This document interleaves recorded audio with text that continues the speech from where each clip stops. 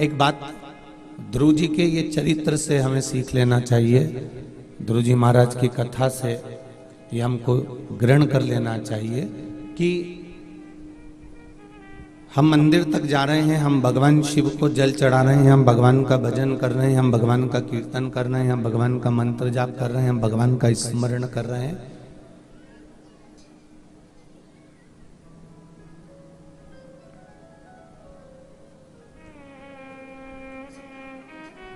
यदि उसकी चौखट तक, उसके दरवाजे तक, उसके मंदिर तक, उसकी कथा तक हम पहुंच रहे हैं तो ये निश्चित है कि आप भगवान की निगाह में हो और भगवान आपको कुछ अच्छा बनाने का प्रयास कर रहा है।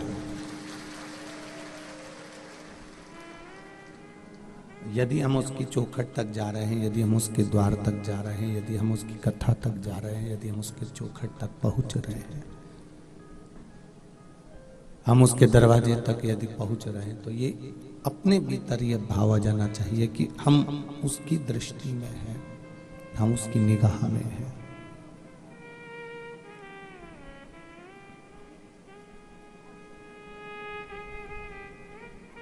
और जिस दिन हम भगवान की कथा तक ना जा पाए, जिस दिन हम भगवान के मंदिर तक ना जा पाए, जिस दिन हम भगवान की चौखट तक ना जा पाए, जिस दिन हम भगवान के द्वार तक ना जा पाए, जिस दिन हम भगवान की कथा तक ना पहुंच पाए, तो ये समझ लेना चाहिए कि उस परमात्मा ने अपनी दृष्टि हम पर से हटा दी।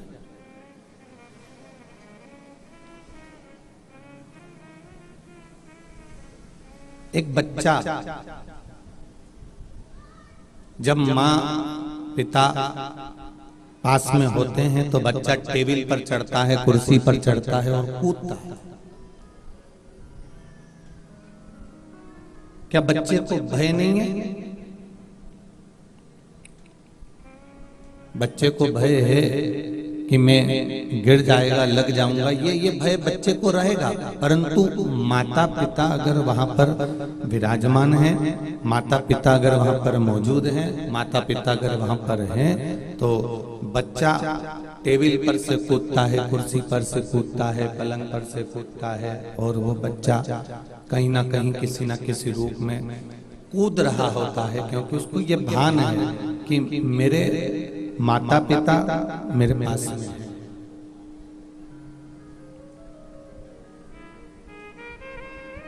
मेरे माता पिता मेरे पास में हैं, ये उसको भान है। और अगर मैं गिर भी गया, मैं कहीं मुझे चोट लग भी गई, तो मेरे माता पिता मुझे गोदी में झेल लेंगे, गोदी में उठा लेंगे। ये उसको भान है, ये उसके स्मरण में है, ये उसकी चित्तवृत्ति में है। उसी तरह माता पिता नजदीक में है तो बच्चा कूदता है टेबल पर से, कुर्सी पर से, उसको भान रहता है कि ये मुझे गोदी में झेल लेंगे। आप मंदिर जा रहे हो, आप शिवालय जा रहे हो, एक लोटा जल भगवान शिव जी को रोज प्रतिदिन चढ़ा रहे हो, रोज महादेव की दृष्टि में आप आ रहे हो, रोज शिवालय जाकर, रोज टीवी पर, मोबाइल पर, कथा पंडाल में कहीं ना कहीं कथा को श्रवण कर रहे हो, तो ये समझ लेना जैसे माता पिता के रहते हुए बच्चा टेबल पे से कूद जाता है, पलंग पर से कूद जाता है, और माता पिता सम्मुख रहते हैं तो बच्चे को भय नहीं रहता। आप प्रतिदिन शिव के मंदिर में जाकर एक लोटा जल चढ़ा रहे हो, कथा सुन रहे हो, तो तुम भी ये स्मरण में रखना कि भोलेनाथ और माता पार्वती माता पिता के रूप में हमारे साथ है, तो हमें भी संसार का भय है, हमें संसार सागर का भय नहीं है।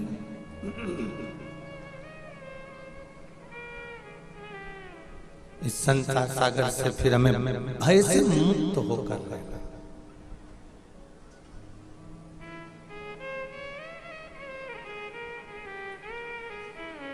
तेरी कृपा बिना न हिले एक भी अणु, लेते विश्वास तेरी कृपा से तनु तनु बखान क्या करूं मैं राखों के ढेर का, चपटी बबूत में खजाना कुबेर का। हे गंगाधार मुक्ति द्वार ओमकार तू, भोले ओमकार तू। आयुषण बिहारी शंभु तार तार तू। हम मंदिर तक जा रहे हैं, हम देवालय तक जा रहे हैं, हम शिवालय तक जा रहे हैं, उसके बाद हम कोई भी कर्म कर रहे हैं तो हमें भय नहीं है, क्योंकि हमारा माता पिता, हमारे शिव, हमारे पार्वती, हमारे ओघड़दानी, हमारे त्रिकालदर्शी, हमारे कैलाशी, हमारे शिव हमारे साथ में है। हमारे भोलेनाथ हमारे साथ में है।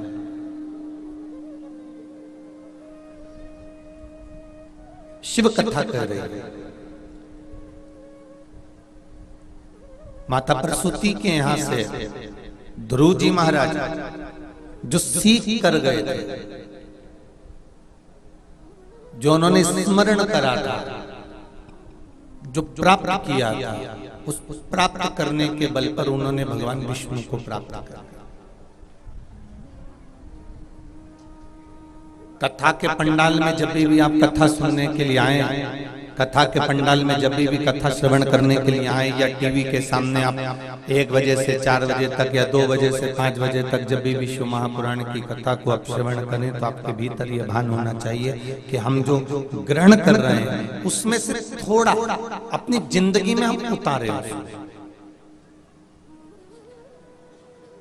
हम जो ग्रहण कर रहे हैं उसको अपने जीवन में थोड़ा सा उतारने का प्रयास करें। हम जो ग्रहण कर रहे हैं उसको अपने जीवन में थोड़ा ना थोड़ा रूप में हम उसको उतारने का प्रयास करें।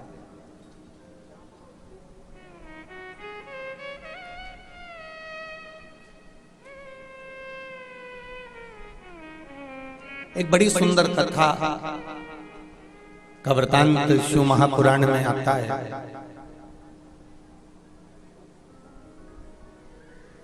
एक पनिहारन जिसका काम था पानी को भरना, सेठ जियों के घर जाना, लोगों के घर जाना और पानी भरना, उनके घर में पानी भर कर आना, पनिहारन का काम था।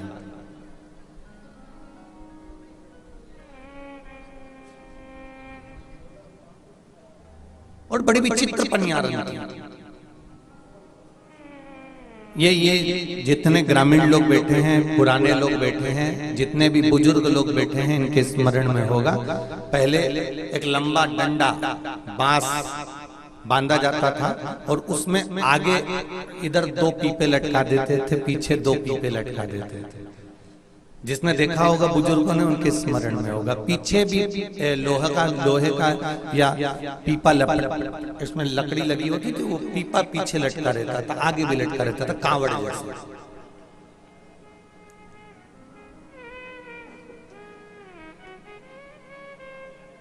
और कोई पनिहारन, कोई पानी भरने वाला, उन सेठ जी के घर में जब शादी होती, ब्याह होता, फंक्शन होता, कोई कार्यक्रम होता, तो ये पानी का टैंकर वेंकर ये तो बाद में चालू हुआ। ये सब पानी की टंकी, टैंकर, ये सब बाद में चालू हुआ। उसका काम ही पनिहारन का ये होता था कि जब घर में ब्याह होता था, कोई कार्यक्रम होता था, कोई बच्चे का जन्म होता था, मेहमान ज्यादा आ जाते थे, तो पनिहारन का काम क्या होता था, वो पानी का वो डंडा उठाकर जाती थी, या वो पुरुष पनिहारी पानी का डंडा उठाकर जाते थे, कुएं में से पानी खींच के दोनों में भरकर कंधे पर लेकर आके, और उनका काम था रसोई घर में, वॉशरूम में, इधर उधर वो पानी भरते रहते थे। किसी ने देखा होगा, आप में से किसी ने देखा है कि नहीं देखा, कभी देखा तो हाँ स्मरण में होगा। जो बुजुर्ग होंगे ना, उनके पूर्व में अभी तो पानी के टैंकर आ गए, अभी तो टंकियां आ गई, तो अब भले देखने को नहीं मिलता हो, पर पूर्व में जो पानी भरने वाले होते थे, पनिहारी होते थे। और आप सब तो पटेलों के घर से हो, तो आपके तो ज्यादा स्मरण में होगा जी, पानी भरने वाले आते ही थे, स्मरण में होगा। अब वो डंडे में पीपे बंधे, आगे भी पीछे बंधे पीपे, और पानी लेकर चली जा रही। अब जो पनिहारन थी ये बड़ी विचित्र थी। पानी भरने के लिए चलती, भजन करते करते चलती, स्मरण करते करते चलती, कीर्तन करते करते चलती, मंत्र जाप करते करते चलती। ये बड़ी विचित्र थी। इसका एक नियम था। कुएं में से पानी भरकर लेकर जाती, सेठ जियों के घर में पानी भरती, वहीं पर एक वीरान में, एकांत में एक शिवालय था, शिव का मंदिर, जिसमें कोई पुजारी भी नहीं था, कोई पंडित भी नहीं था, कोई विद्वज्जन भी नहीं था।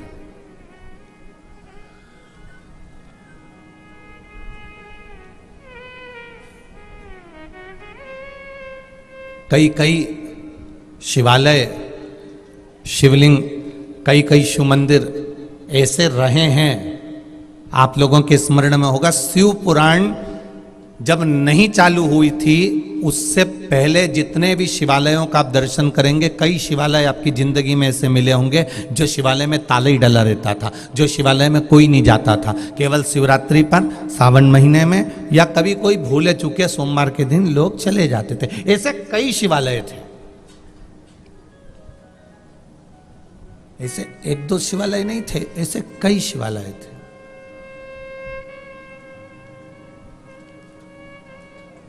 वो तो वेद व्यास जी महाराज का बड़ी कृपा हुई, और वेद व्यास जी महाराज की बड़ी करुणा हुई, जिन्होंने ये शिव महापुराण की रचना करी।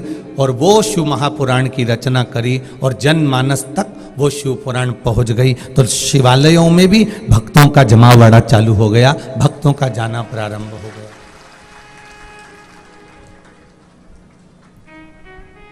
ये तो उन देवादिदेव महादेव की कृपा है, ये भगवान शिव की करुणा है, उसकी उदारता है।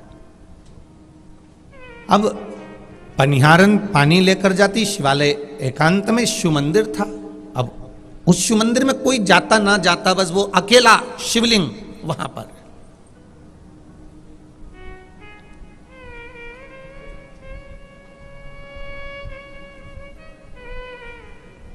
एकांत में शिवलिंग अकेला। पनिहारन का नियम था, सेठ जी के यहां से उसने विनती कर कर, निवेदन कर कर, नमन कर कर, पनिहारन ने एक हंडा, एक पानी का मटका, एक सुंदर सा हंडा पनिहारन ने सेठ जी से मांगा, और मांगकर मंदिर के द्वार पर उसको एक कोने में, वो मंदिर के पास में उसने रख दिया।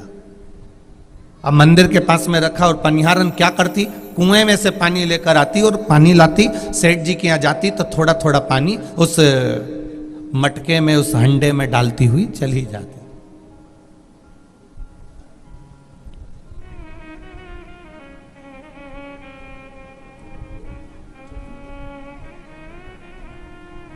अब हंडे में, मटके में रोज पानी ले जाकर डालती डालती अपना पानी भरने चली जाती। उसका नियम था, उसने नियम लिया। उसने सोचा कि कोई भी आएगा, पानी भरेगा, शिव जी को समर्पित करेगा, या आता जाता पथिक पानी पीता पीता चले जाएगा।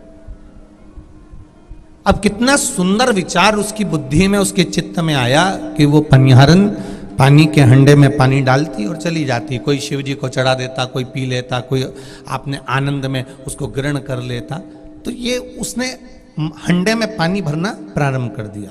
समय बीता, इस पनिहारन का कोई भी नहीं था, ना इसका पति था, ना इसके रिश्ते थे, ना इसके नाते थे, ना इसका कोई कुटुंबी था, ना इसके घर में कोई संतान थी। समय बीतता बीतता बीतता बीतता 6-8 महीने हो गए, महीने निकलते गए, वर्ष हो गया, वर्ष निकला, 1.5 वर्ष निकल गया। 1.5 वर्ष जो इसने हंडे में पानी भरती थी, चली जाती थी। एक दिन उसी शिवालय के बाहर एक छोटा सा बच्चा कोई छोड़कर चले गया।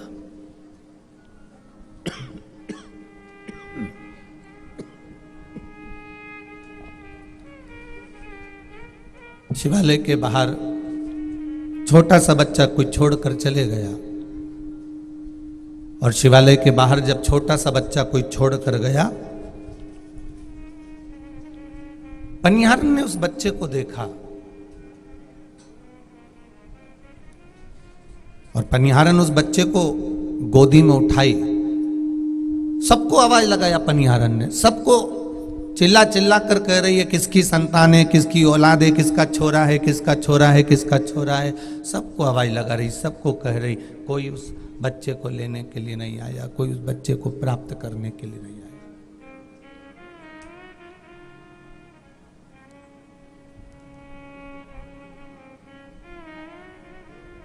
कोई लेने नहीं आता। बहुत बहुत आवाज लगाई गई, बहुत कहा गया, बहुत कहा गया, पर कोई नहीं। अब पनिहारन ने नियम बनाया, बच्चे को लेकर घर चली गई, रोज आती, रोज बैठ जाती। सेठ जी ने आकर पूछ लिया पनिहारन से, क्यों तू आजकल जल भरने नहीं आ रही है, पानी भरने नहीं आ रही है? अरे सेठ जी, द्वार पर एक बच्चा शिव मंदिर के द्वार पर मिल गया, वो छोटा सा बच्चा रो रहा था, मैंने गोदी में ले लिया। मैं रोज मंदिर की चौखट पर आकर बैठती हूँ, ये बच्चा जिसका हो वो लेकर चले जाए। रोज आवाज लगाती हूँ, रोज चिल्लाती हूँ, पर कोई आता ही नहीं है।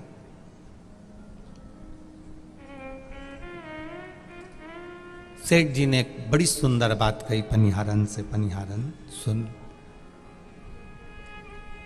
तू मेरे यहाँ से एक हंडा मांग कर ले गई थी, एक मटका मांग कर ले गई थी, वो तूने शिव जी के द्वार पर ले जाकर रख दिया था और उसमें रोज पानी भरती चली जाती थी, रोज जल डालती चली जाती थी। तेरा कोई नहीं था ना, इसलिए देवाधिदेव महादेव ने सुनकर तेरी खाली झोली में एक बेटा दे दिया।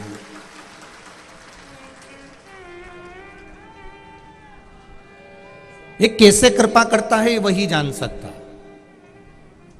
एक बच्ची ने एक पत्र लिखा है,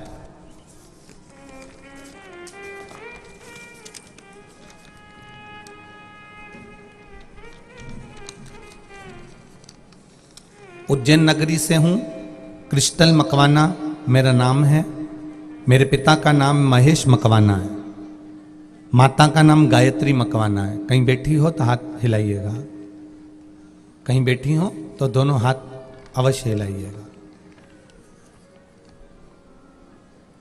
मेरा नाम क्रिस्टल मकवाना, पिता का नाम महेश मकवाना, माता का नाम गायत्री मकवाना है। गुरुजी 2022 से कथा सुन रही हूं गुरुदेव, कुछ ही समय हुआ है कथा सुनते सुनते। मेरी 11वीं की परीक्षा थी, आर्थिक स्थिति ठीक ना होने के कारण बस 3 वर्ष से स्कूल की फीस जमा नहीं हुई थी। जब 3 वर्ष से स्कूल की फीस जमा नहीं हुई तो स्कूल वालों ने परीक्षा देने से मना कर दिया। कथा में आप कहते हो गुरुजी सारी समस्या का हल एक लोटा जल। आर्थिक स्थिति ठीक नहीं, 3 साल की फीस कैसे जमा करते? बस जल चढ़ाना प्रारंभ कर दिया और बाबा से रोज प्रार्थना करती कि मैं 11वीं में पहुंच गई हूं, 3 साल से स्कूल की फीस जमा नहीं है, परीक्षा देने का मना कर दिया है, अब फीस आपको भरना है बाबा। एक लोटा जल रोज चढ़ाती, शिव जी से प्रार्थना करती और बाबा की कृपा ऐसी हुई, मेरी टीचर का फोन आया और कहती है कि तुम परीक्षा देने बैठ सकती हो, फीस की व्यवस्था किसी ने कर दी है। ये शिव तत्व। बेटी ने एक फोटो भी बड़ा सुंदर बनाकर भेजा, एक बार बच्ची के लिए जोरदार ताली बजाएं। ये शिव तत्व है। ओ घड़ी, आप उस पर कर रहे हो भरोसा, आप उस पर कर रहे हो विश्वास, और जब भरोसा और विश्वास दृढ़ होता है, प्रबल होता है, तो वो परमात्मा का साक्षीकरण, वो परमात्मा का दर्शन अवश्य होगा।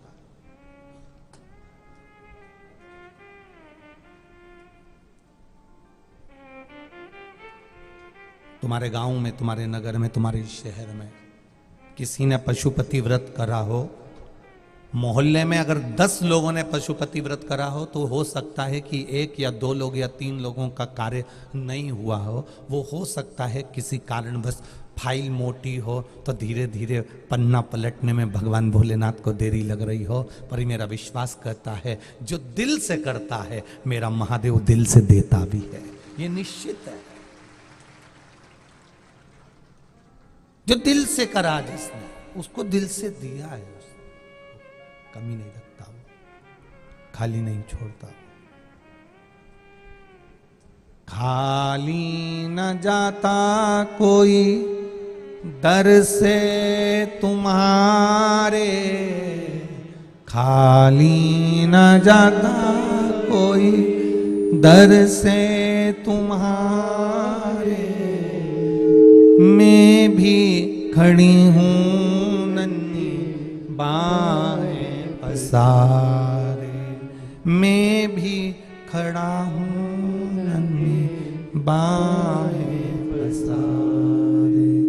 अपने हृदय से लगा लो, गिरी जा रही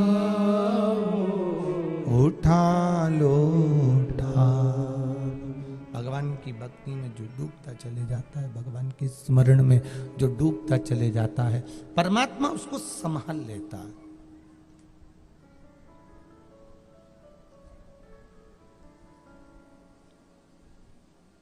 मेरा शिव उसको साध लेता है। पनिहारन ने बच्चे को गोदी में ले लिया। सेठ जी ने कह दिया, तूने जो शिव जी के मंदिर में हंडा रखा है, जो तूने शिव जी के मंदिर में एक घड़ा रख दिया, तूने शंकर के मंदिर में एक हंडा रख दिया, और उसमें अगर कोई तू पानी डाल रही है, तू जल भर रही है, तू जल भरते जा रही है, जल भरते जा रही है, तो मेरे ओगरदानी ने, मेरे शिव जी ने, मेरे शंभू ने, मेरे त्रिकालदर्शी, मेरे कैलाशी ने सुन लिया, मेरे शंकर ने वो सुन लिया, इसलिए तेरी गोदी में ये पुत्र दे दिया, तेरी गोदी में ये बेटा दे दिया।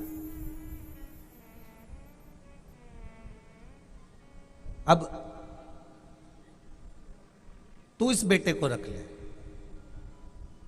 20 दिन हो गए, 22 दिन हो गए, 1 महीना हो गया, इस बच्चे को तू अपने पास रख। पनिहारन ने उस बच्चे को अपने पास में रख लिया। अब धीरे धीरे धीरे धीरे धीरे धीरे करके वो बच्चा बड़ा हो गया। धीरे धीरे करते हुए वो बच्चा जब बड़ा हो गया, और बालक जब बड़ा हुआ, बच्चा जब बड़ा हो गया, और बच्चा जब छोटा सा अवस्था धारण करते करते 4.5 5 वर्ष, 6 वर्ष का, 7 वर्ष का बालक हो गया, पनिहारन पानी भरने जाती तो बच्चे को कैसे लेकर जाती? छोटा था, पीछे बांध लेती थी। बच्चा बड़ा हो गया, साथ में कहां कहां लेकर जाए, किन किन सेठ जी के यहां लेकर जाए, कितना तकलीफ उस बच्चे को होगा। तो पनिहारन ने एक नियम बना लिया, जब पानी भरने के लिए जाती तो बच्चे को शंकर जी के मंदिर में छोड़ जाती। भगवान शिव जी के मंदिर में पनिहारन उस बच्चे को छोड़कर चली जाती, और पनिहारन जब भगवान शंकर के मंदिर में छोड़कर चली जाती, बच्चा शिव जी के मंदिर में रहता, पूरे मंदिर की सफाई करता, मंदिर का साज सजाता, शंकर भगवान का श्रृंगार करता, कई पत्नियों को तोड़ तोड़ कर लाकर भगवान शिव जी के ऊपर समर्पित करता, भगवान शंकर का श्रृंगार करता, भगवान शंकर की भक्ति में डूबा रहता। भगवान शिव जी को जितना सजा सकता था, जितना श्रृंगार कर सकता था, जितनी भक्ति कर सकता था, जितना आनंद में डूब सकता था, उतना करता रहता महाराज।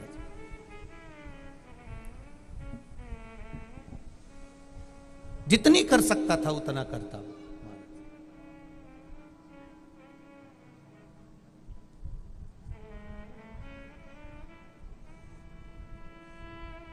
और मेरा बच्चों से भी निवेदन है, दादी, घर की माँ, घर का पिता, घर का बुजुर्ग, घर का बड़ा, जब घर में भगवान की सेवा कर रहा हो, श्रृंगार कर रहा हो, भगवान की भक्ति में जब डूबा पड़ा हो, घर के बच्चों से निवेदन है, उसको देखकर आप भी भगवान की सेवा को, भगवान के श्रृंगार को समझने का प्रयास करिएगा।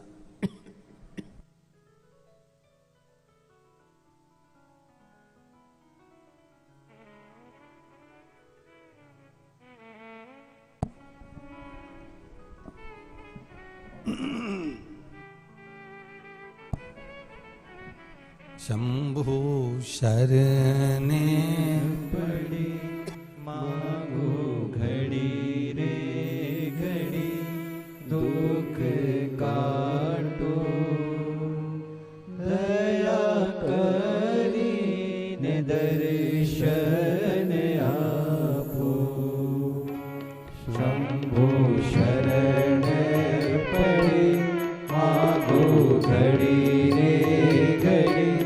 दुख काटो दया करीने दर्शन आपो शरण पड़े मांगो घड़ी रे घड़ी दुख काटो दया करीने दर्शन आपो। पनिहारन उस बच्चे को छोड़कर चली जाती है, और बच्चे को जब छोड़कर पनिहारन चली जाई, बच्चा शिव की सेवा में, भगवान शंकर की भक्ति में, भगवान शिव की उपासना में लग गया। और बच्चा जब भगवान शिव की आराधना में, भगवान शंकर की भक्ति में रम गया, इतना रम गया, इतना रम गया, इतना रम गया कि शिव भजन के बिना, शिव भक्ति के बिना, शिव स्मरण के बिना एक क्षण भी नहीं रह पा रहा, एक क्षण।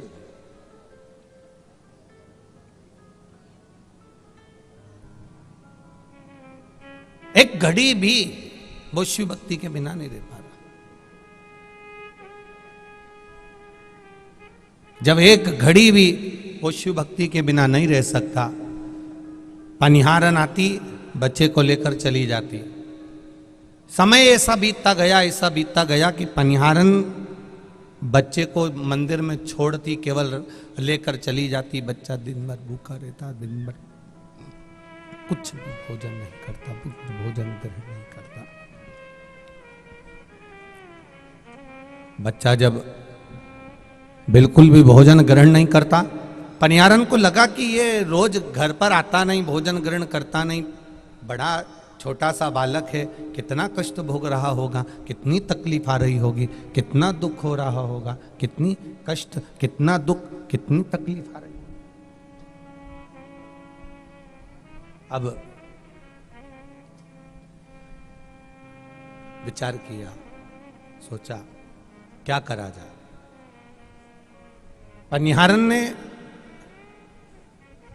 एक कपड़े के अंदर 2 रोटी बांध लेती, थोड़ा सा चटनी, जो भी प्रसाद होता वो बांध कर, भोजन बनाकर अपने उस बच्चे को दे देती, जिसका नाम उसने हर रखा था। क्या नाम रखा था? हर। उस हर को देकर आ जाती और उस हर को वो भोजन प्राप्त हो जाता। अब हर ऐसा कि भगवान की भक्ति में इतना डूबा, इतना डूबा, इतना डूबा, भगवान की भजन में इतना डूबा, भगवान की भक्ति में इतना डूबा, इतना स्मरण में डूबा रहा, इतना स्मरण में डूबा रहा कि जो माँ भोजन रखकर भी जाती तो वो हर भोजन नहीं कर पाता था।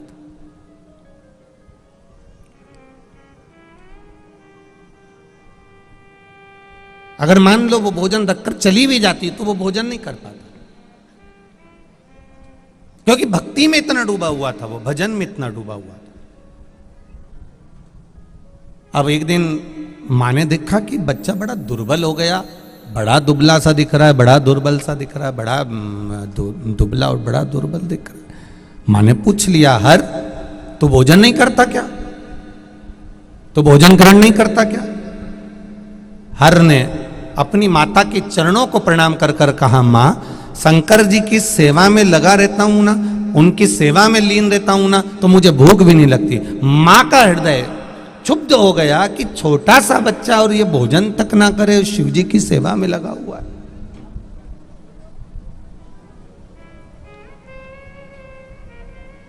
छोटा सा बच्चा और भोजन भी नहीं कर रहा है, भोजन भी ग्रहण नहीं कर रहा है।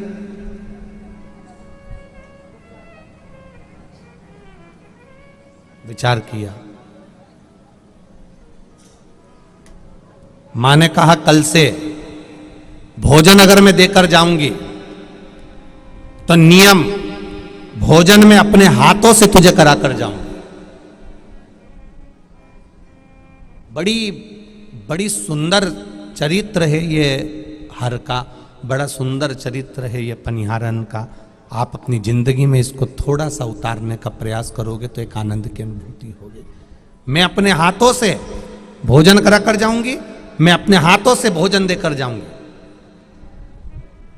ठीक है मां, माँ रोज आती पनिहारन, सेठ जी के यहाँ पानी भरने जाती तो पहले भोजन अपने बेटे को, शिव जी को भोग लगाती और फिर अपने बेटे को खिलाकर चली जाती। रोज प्रतिदिन का नियम बन गया, महीनों निकल गए। जो जैसा कर रही थी पनिहारन, बस रोज आती, सवेरे भोजन अपने बेटे को कराती, शिव जी को भोग लगाकर बेटे को भोजन कराकर पनिहारन चली जाती। धीरे धीरे धीरे धीरे धीरे धीरे समय निकल गया और आज इतनी आंधी तूफान चल गया, इतना आंधी तूफान चल गया, जल वृष्टि होने लगी, पानी गिरने लगा। नदी के पार पनिहारन रहती थी, इतना पानी नदी में भरा गया कि पनिहारन 5 दिन तक शिव जी के मंदिर नहीं जा सकी और बेटा 5 दिन तक शंकर के मंदिर में है और पनिहारन 5 दिन तक अपने घर में विराजमान।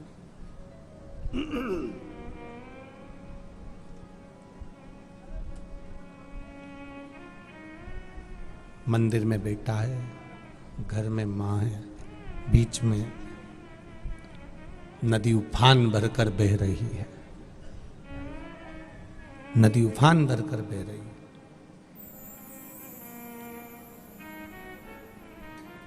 पांच दिन हो गए,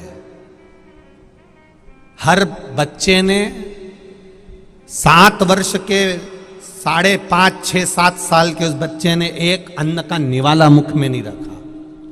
5, 7 वर्ष का वो बच्चा, 5 दिन हो गए, एक अन्न का निवाला उस हर बच्चे के मुख में नहीं गया। एक अन्न का निवाला उस हर बच्चे के मुख में नहीं गया।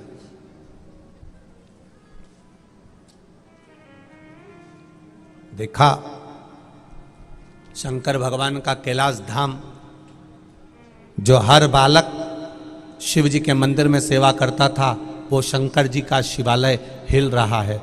पार्वती मैया ने पूछ लिया, आज इस शिवालय का हिलने का कारण क्या, आज कैलाश क्यों हिल रहा है, कैलाश क्यों डोल रहा है? शंकर भगवान कहते हैं, पार्वती, एक छोटा सा बच्चा 5 दिन से उसके मुख में निवाला नहीं गया। क्यों नहीं गया? उसकी मां रोज भोजन लेकर आती थी, प्रतिदिन मां भोजन लेकर आती थी, प्रतिदिन।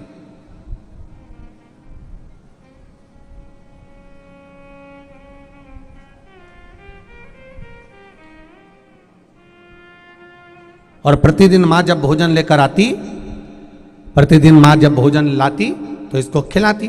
पर नदी में आज उफान आ पड़ा है, इतनी आंधी तूफान चल रहा है, इतना जलवृष्टि हो रहा है और उफान आ पड़ा है नदी में। माँ उधर रह गई, बेटा उधर रह गया, पानी इतना ज्यादा है कि माँ जा नहीं सकती। भोजन कौन कराए? पार्वती जी ने कहा, आप चिंता मत करो, क्यों टेंशन ले रहे हो प्रभु, एक काम करती हूं, मैं स्वयं जाकर पनिहारन बनकर हर बच्चे को भोजन करा कर आती हूं। जब हमारा पूरा जीवन हम महादेव पर छोड़ देते हैं तो पेट भरने की जवाबदारी भी महादेव की हो जाती है। हमारा संपूर्ण जीवन जब हमने महादेव पर छोड़ दिया, हमारा संपूर्ण जीवन हमने भगवान शिव पर छोड़ दिया, तो पेट भरने की जवाबदारी उसकी हो गई। फिर हमारी जवाबदारी सब समाप्त हो गई। एक बूढ़ी मां बार बार बात बात में कह देती है, वो तो मैं हूं तो घर चल रहा है, वो तो मैं हूं तो घर चल रहा है, वो तो मैं हूं तो घर संभाल रही हूं, जिस दिन मैं मर गई आटे दाल का भाव मालूम पड़ जाएगा। तो जो बार बार कहे कि मैं हूं घर चल रहा है, मैं हूं घर चल रहा है, तो उनसे कह दो आधे घंटे के लिए मर जा। तुम्हारे रहने से घर चल रहा है तो तुम्हारे मरने के बाद घर चलेगा कि नहीं चलेगा वो भी तो देखें।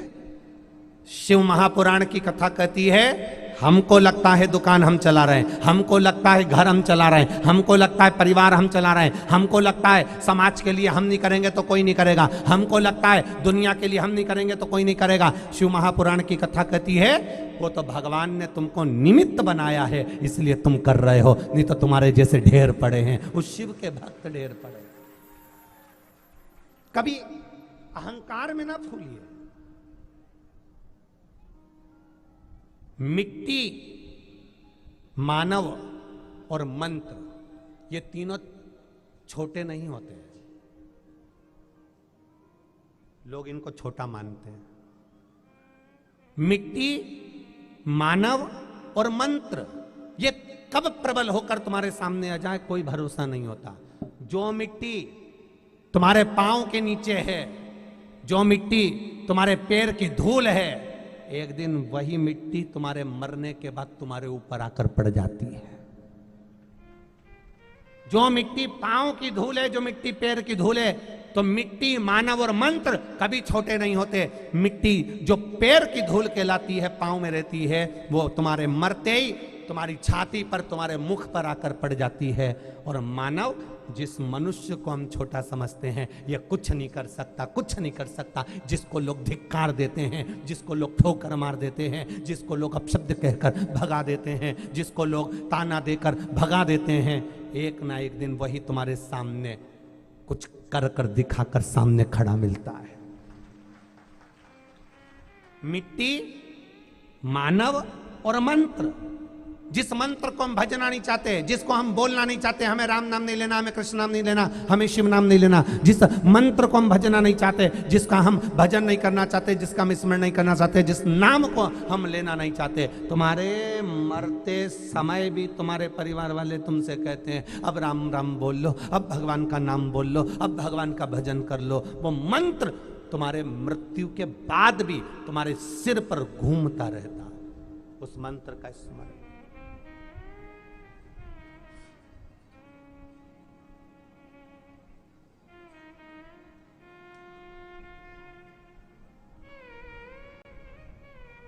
एक रघु,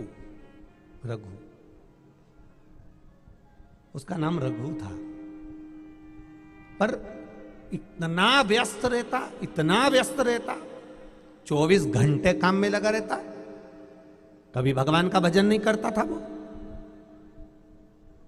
4 बेटे थे उसके, अंतिम सांसें चल रही है उसकी, मृत्यु के घाट पर पड़ा है, अंतिम सांसें चल रही है, मरने जा रहा है, प्राण छूटने जा रहा है, और पलंग पे पड़े पड़े अपनी पत्नी पास में बैठी थी, और पत्नी कह रही थी, सुनो जी, तुम्हारे प्राण छूटने वाले हैं, राम कह लो, कृष्ण कह लो, भगवान का भजन कर लो, ईश्वर को याद कर लो, परमात्मा को याद कर लो। रघु धीरे से कर्मठ बदलता बदलता बोला, मेरा पहला बेटा कहां है? पत्नी करी, तुम बच्चों को याद कर रहे हो, पत्नी करी, तुम बच्चों को याद कर रहे हो, बेटे को याद कर रहे हो, अरे तुम्हारे प्राण छूटने वाले हैं, राम कहो, कृष्ण कहो, शिव कहो, ईश्वर को याद करो, शिव जी को याद करो, मेरा पहला बेटा कहां है? पत्नी ने कहा, वो डॉक्टर को छोड़ने के लिए गया है। पति थोड़ी देर लेटा, फिर चिल्लाकर पूछा, मेरा दूसरा बेटा कहां है? पत्नी बोली, बेटों को याद मत करो, भगवान को याद करो, ईश्वर को याद करो, प्राण छूटने का समय है तुम्हारा, अंतिम क्षण चल रहा है तुम्हारा, मरने वाले हो, ईश्वर को याद करो। पति बोला, मेरा दूसरा बेटा कहां है? पत्नी बोली, वो दवाई लेने के लिए गया है। पति फिर कर्मठ बदलता हुआ बोला, मेरा तीसरा बेटा कहां है? पत्नी बोली, वो तुम्हारे पांव दबा रहा है, तुम भगवान को क्यों नहीं भज रहे?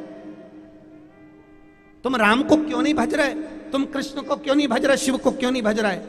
पति कर्मठ बदलता बदलता बोला, मेरा चौथा बेटा कहां है? पत्नी बोली, वो अंदर पानी लेने गया है तुम्हारे लिए। इतने में रघु उठते से ही बोला, चारों की चारों यही मर रहे हैं, तो दुकान पर कौन बैठा है?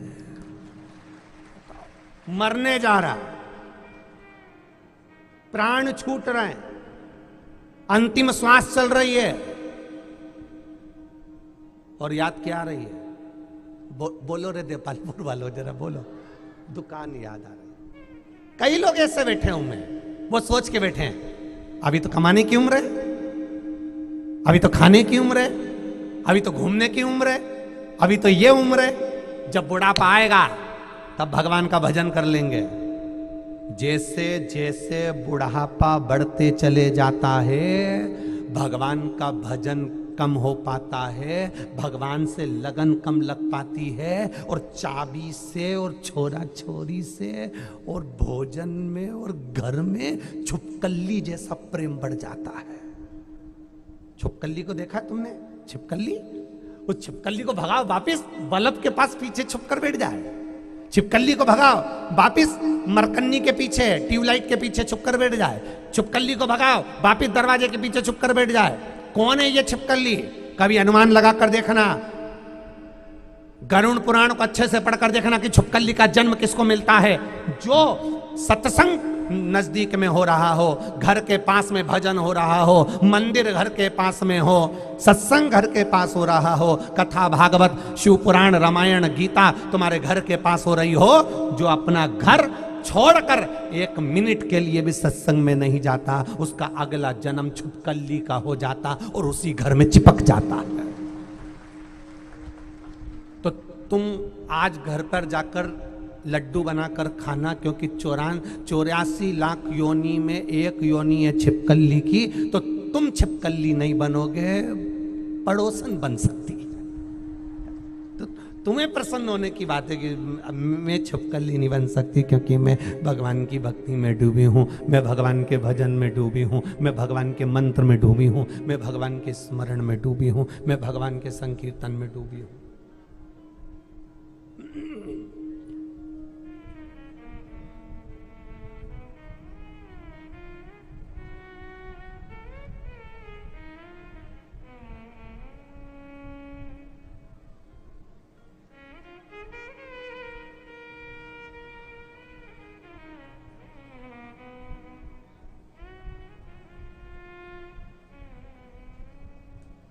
पहले घर में टीवी नहीं होती थी तो पड़ोसी के यहाँ टीवी देखने जाते थे। अरे बोलो जी जी सही है कि गलत है? घर में टीवी नहीं होती थी तो पड़ोसी के यहाँ टीवी देखने जाते थे। अपने घर में आम का पेड़ नहीं होता था तो पड़ोसी के घर में आम तोड़ने, अरे बोलो बोलो जम के बोलो, जाते थे। अपने यहां पर बेर का पेड़ नहीं होता था तो पड़ोसी के घर बेर तोड़ने जाते थे। कोई जरूरी है कि अपने घर में आम का पेड़ होना चाहिए? कोई जरूरी है कि बेर का पेड़ होना चाहिए? पड़ोसी के यहाँ तो है ना, तो वहां से तोड़कर खा लो, वहां से मांग कर खा लो, वहां से लेकर खा लो। पड़ोसी के यहाँ तो है ना, तो वहां से लेकर खा सकते हो। उसी तरह अपने घर में अगर कोई भजन नहीं करे, अपने घर में अगर कोई सत्संग नहीं करे, अपने घर में कोई भगवान का नाम नहीं लेने दे, तो पड़ोसन से बात कर कर उसके साथ बैठकर तो भजन कर सकते हो, उसके यहाँ जाकर तो नाम जाप कर सकते हो, उसके यहाँ बैठकर तो कीर्तन कर सकते हो। कोई जरूरी कि आम का पेड़ अपने यहीं होना चाहिए, बेर का पेड़ अपने यहीं होना चाहिए कि अपने यहीं पर कीर्तन हो, अपने यहीं पर? ना ना ना, वहां जाकर भी तो कर सकते हो, वहां जाकर भी तो प्राप्त कर सकते हो, वहां भी तो पहुंच सकते हो।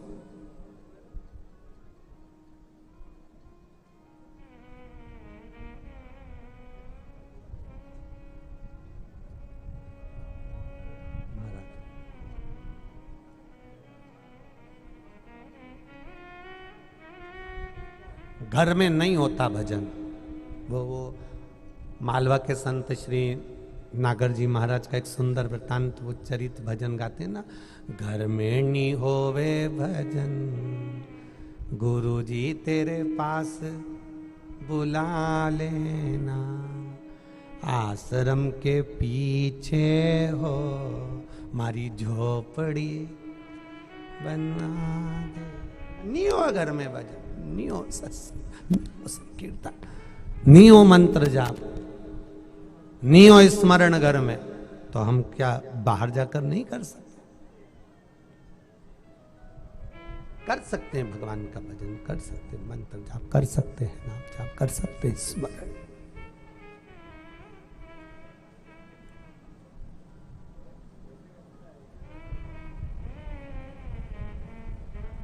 शिव कथा कह रही है,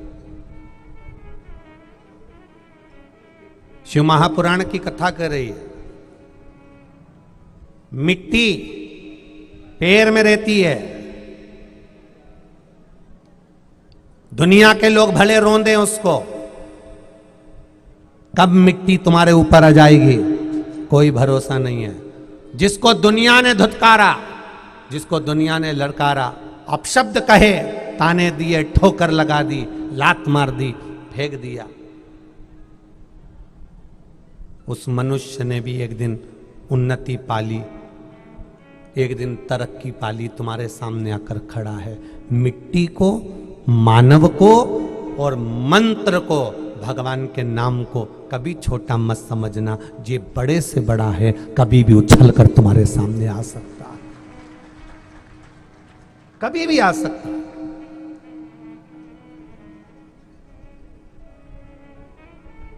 किसी को छोटा मत समझो। एक घर में छोटा सा एक सेवक नौकर भी अगर काम कर रहा है तो उसको नौकर मत समझो। शिव महापुराण की कथा कहती है उसका परिवार का सदस्य समझकर काम में लीजिए। किसी को छोटा मत समझो। आप जिसको छोटा समझते हो एक दिन वही उन्नति कर तुम्हारे सामने आकर खड़ा हो जाता है। आप किसी को अपशब्द मत कहो, आप किसी को ताना मत दो, आप किसी को गाली मत दो, आप किसी को आड़तड़ा मत कहो। वो कब तुम्हारे सामने आकर खड़ा हो जाएगा तुम्हें समझ में नहीं आएगा, तुम्हें मालूम नहीं पड़ पाएगा। सम्मुख में आ जाएगा वो। तो मिट्टी, मानव और मंत्र छोटे नहीं होते, ये कभी भी सम्मुख में आकर खड़े हो सकते हैं। मृत्यु के समय पर लोगों को लगता है कि मैं बचपन खेल में गया, वो गया खेल में गवा दिया, जवानी भोग और विलास में निकल गई, अधेड़ी कमाने में निकल गई, आया बुढ़ापा और विचार करा कि ये बुढ़ापा है और ये बुढ़ापा कैसे निकलेगा। ये बुढ़ापे में मैं भगवान का भजन कर लूँगा, ये बुढ़ापे में मैं भगवान कीर्तन कर लूँगा, ये बुढ़ापे में मैं भगवत नाम जाप कर लूँगा, ये बुढ़ापे में मैं भगवान का स्मरण कर लूँगा। मालूम पड़े मृत्यु के समय पर, प्राण छूटने के समय पर भगवान का नाम मुख से निकल ही नहीं रहा। शिव कथा कर रही है, भगवान शंकर का संवाद कर रहा है। मां नहीं पहुंची, पनिहारन नहीं पहुंची। जब पनिहारन नहीं पहुंची तो शंकर भगवान ने पार्वती जी को गए। माता पार्वती जी गई, पनिहारन का रूप रखकर मां जगतजननी जी गई। हर भोजन साथ में, माता पार्वती पनिहारन का रूप लेकर भोजन साथ में लेकर हर लो भोजन, हर को बिठाकर जैसे ही भोजन कराने लगी तो हर ने माता का हाथ पकड़ लिया और हाथ पकड़कर कहा, माँ तू तो रोज भोजन लाती थी और देवादिदेव महादेव को भोग लगाती थी, इसके बाद मुझे खिलाती थी, आज तो तू सीधे मुझे भोजन करा रही है। पार्वती जी के मुख से निकल गया, उनको तो मैंने भोजन करा दिया। जो पार्वती जी के मुख से निकला, हर ने, बच्चा तो बच्चा होता है, दादा दादी के मुख से, माता पिता के मुख से कोई शब्द सुन लेता है तो पकड़ लेता है। बच्चे की आदत रहती है, कोई शब्द बच्चे ने अगर सुना तो वो पकड़ा। एक बच्चा अपनी दादी के पास जाकर बैठकर बोला, ओ दादी,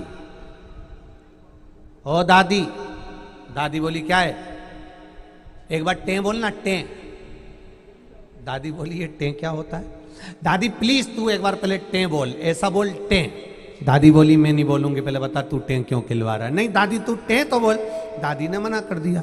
दादी ने 5 रुपए निकाल कर बच्चे को दिया, ले टॉफी खा लेना, अब बता मुझे कि तू टें क्यों बुलवा रहा है। दादी रात को मम्मी पापा पलंग पे बैठ के बात कर रहे थे, जब बुढ़िया टें बोल जाएगी तो सारी इजाजत अपनी हो जाएगी।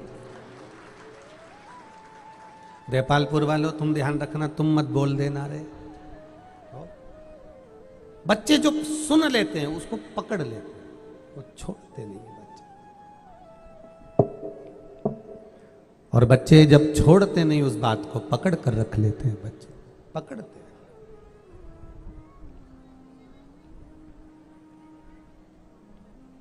मां, आपने कहा कि मैंने उनको भोजन करा दिया, आपने देवादिदेव महादेव को भोजन करा दिया।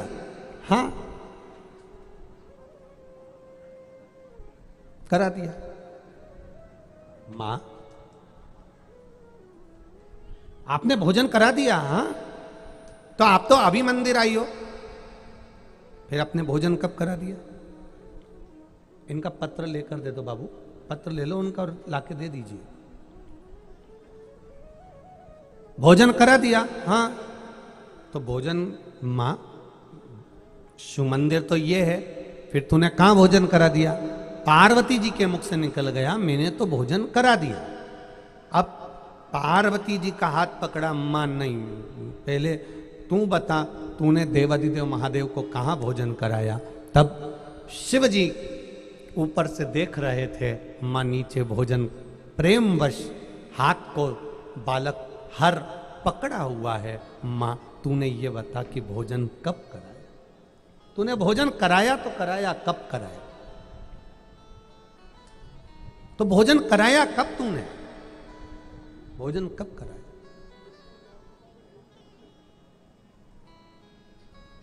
आखिर तूने भोजन कब कराया? मां ये बता। मां कहती है मैंने भोजन करा दिया। मां अब तो तू जब तक देवादिदेव महादेव से नहीं कहलवाती कि उसने भोजन कर लिया, तब तक मैं भोजन नहीं करूंगा। हर ने संकल्प ले लिया, दृढ़ संकल्प हर ने ले लिया।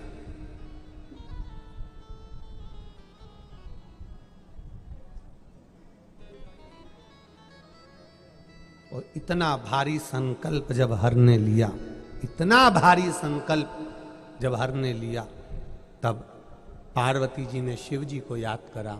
भगवान देवादिदेव महादेव सामने शिवलिंग के प्रकट हो गए और शिव पार्वती ने आकर स्वयं हर को भोजन करा। एक संकल्प हम अपने जीवन में लेते हैं, एक संकल्प हम अपने जीवन में उतारते हैं, एक संकल्प हम अपने जीवन में लेते हैं, और वो संकल्प जब हम हमारे जीवन में लेते हैं तब उसको निभाने वाला कोई दूसरा नहीं रहता, उसको निभाने वाला स्वयं देवादिदेव महादेव होता है, कोई दूसरा नहीं निभा सकता। पशुपति व्रत आपको लगता है कि आप करते हैं, शिव महापुराण की कथा कहती है पशुपति व्रत आप नहीं करते, संकल्प आप लेते हैं, कराने वाला तो मेरा देवादिदेव महादेव होता है, कोई दूसरा नहीं करा सकता। एक पत्र है, देखिए,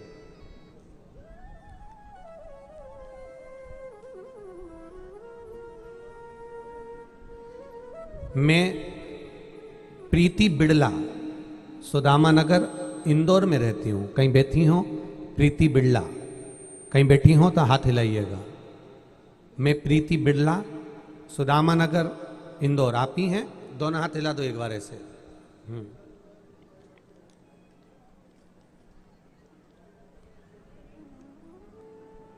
मेरी माँ जो बाग जिला धार में रहती है, उनका नाम पुष्पा मलानी है। उनकी तबीयत खराब होने पर बड़वानी के बाद नडियाद ले गए। वहाँ डॉक्टर ने किडनी का इन्फेक्शन बताकर किडनी खराब बता दी। जब उनकी किडनी खराब बताई, डॉक्टर ने हाथ खड़े कर दिए कि ये किडनी तो बदलना पड़ेगी और ये किडनी काम नहीं कर रही है। बड़े दुखी हुए, उनका डायलिसिस चालू कर दिया। गुरुदेव 5 दिन में, हर 5 दिन में एक डायलिसिस माता का होने लगा। और जब डायलिसिस चालू हो गया, डॉक्टर ने कहा जब तक किडनी का बदलाता नहीं तब तक डायलिसिस चलता रहेगा। धीरे धीरे 5 दिन से 3 दिन पर आ गया, डायलिसिस और ज्यादा होने लगे, तबीयत ठीक नहीं होती। तभी मन में विचार कर कर आपकी कथा सुनते थे तो विश्वास जागा। शिव जी के मंदिर में जाकर जल चढ़ाना, एक बेलपत्री उठाकर लाना, माँ को खिलाना, थोड़ा सा आचमन पानी का कराना चालू करा। और बाबा की कृपा देखिए गुरुदेव, हम जब दूसरी बार नडियाद में माँ को डायलिसिस कराने के लिए 15 दिन बाद जब लेकर गए, तब डॉक्टर ने कह दिया इनका डायलिसिस अब कम हो जाएगा। 3 महीने में एक डायलिसिस होने लगा और बाबा की कृपा से अब वो डायलिसिस भी 3 महीने से बंद पड़ा है। ये शिव तत्व। बैठिए बहन, हर हर महादेव, बैठिए। शिव तत्व की ओर अग्रण्य हो। तेरी कृपा बिना ना हिले एक भी अणु, लेते हैं श्वास तेरी कृपा से तनु तनु। बखान क्या करूं मैं राखों के ढेर का, चपटी बबूत में खजाना कुबेर का। हे गंगाधार मुक्ति द्वार ओमकार तू, भोले ओमकार तू, आयो शरण तिहारे शंभु तार तार तू। आपने विश्वास किया, उसने हाथ पकड़ा, संकल्प लिया, पूरा उसने किया।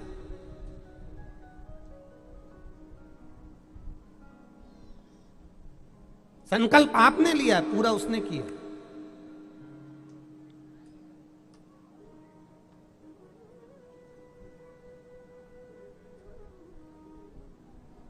महाराज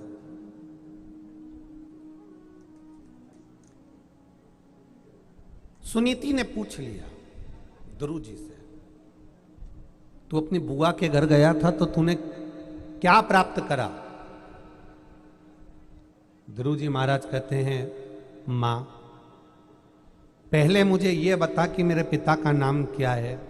माता ने जैसे ही कहा, देव ऋषि नारद की साक्षी में मां ने कह दिया, तुम्हारे पिता उत्तान पाते और सिंहासन पर गया, गोदी में बैठा, धक्के मार दिए गए। अभी कथा में कहा था, मिट्टी, मानव और मंत्र, इनको कभी छोटा मत समझना। कहने वाला धक्के मारकर भगा देता है, अपशब्द कहकर भगा देता है, फिर एक दिन वही तुम्हारे सम्मुख में आकर खड़ा हो जाता है, वही तुम्हारे सामने होता है। 4 लोगों में जब भी बैठो, अपनी जीवान पर काबू रखो। भोजन करने बैठो तो अपनी भूख पर काबू रखो, और किसी के यहां मिलने जाओ तो अपनी निगाह पर काबू रखो, नहीं तो बर्बादी का सिरा चालू हो जाता है। नहीं तो बर्बादी का सिरा प्रारंभ हो जाता है। भोजन करने बैठो तो भूख पर काबू होना चाहिए। 10 लोगों में बैठो तो अपनी जीवान पर काबू होना चाहिए। कोई ऐसा शब्द मत कह जाना कि किसी का दिल दुख जाए। 10 लोगों में बैठो तो ऐसा शब्द मत बोल जाना जिससे किसी को नीचा देखना पड़ जाए। और किसी के घर जाओ तो अपनी निगाह पर काबू रखो। कौन बेटा बेटी परिवार के लोग क्या वस्त्र पहने हैं, अपनी दृष्टि में काबू रखिएगा, तो आपकी जिंदगी सवर जाएगी, नहीं तो जिंदगी नरक हो जाएगी। बड़ी विचित्र, बड़ी विडंबना है लोगों की, बड़ी विडंबना। आज एक नया सिरा लोग चालू कर देते हैं, मंदिर में आओ तो ये कपड़े पहनकर मत आना, मंदिर में आओ तो वो कपड़े पहनकर मत आना। आप मंदिर जाने वालों से कह रहे हो कि ये कपड़ा पहनकर मत आना, वो कपड़ा मत पहनकर आना। आज का जमाना ऐसा है कि आप जितना ज्यादा टोकोगे, बच्चे दूसरे धर्म में प्रवेश करते चले जाते हैं। अगर वो आ रहे हैं तो एक दिन धीरे धीरे उनका कपड़ा पहनने का तरीका भी बदल जाएगा। एक बार उन्हें मंदिर तक तो आने दो, एक बार उन्हें मंदिर तक तो आने दो। मंदिर तक वो नहीं आ पा रहे और आपने कह दिया जीन्स पहनकर मत आना, टी शर्ट पहनकर मत आना, ये परिधान पहनकर मत आना, ये कपड़े पहनकर मत आना। शिव महापुराण की कथा कर रही है, अगर आप मंदिर में जाने वाले बच्चों को बार बार टोकोगे, बार बार टोकोगे, तो वो बच्चे मंदिर जाना बंद कर देंगे, दूसरे धर्म में जाना चालू कर देंगे। उन बच्चों को टोकना कम है, धीरे धीरे अगर वो भगवान की भक्ति में रमते गए, रमते गए, रमते गए, तो जब दिल बदल जाएगा तो कपड़े भी बदलने में देरी नहीं लगेगा, अपने आप बदल जाएगा, अपने आप बदल जाएगा।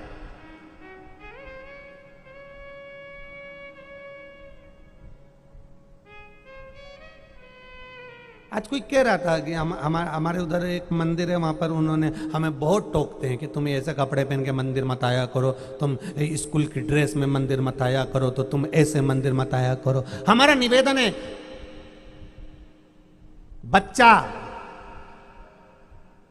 गटर में गिरता है, कीचड़ में गिरता है, गंदगी में गिरता है, उस बच्चे को पड़ोसी और दुनिया के लोग निकाल कर बाहर कर देंगे और उस बच्चे को कोई गले से नहीं लगाएगा, क्योंकि वो गंदगी में लगा हुआ है, उसमें मल लगा हुआ है, उसमें गंदगी लगी है, उसमें कीचड़ लगा है।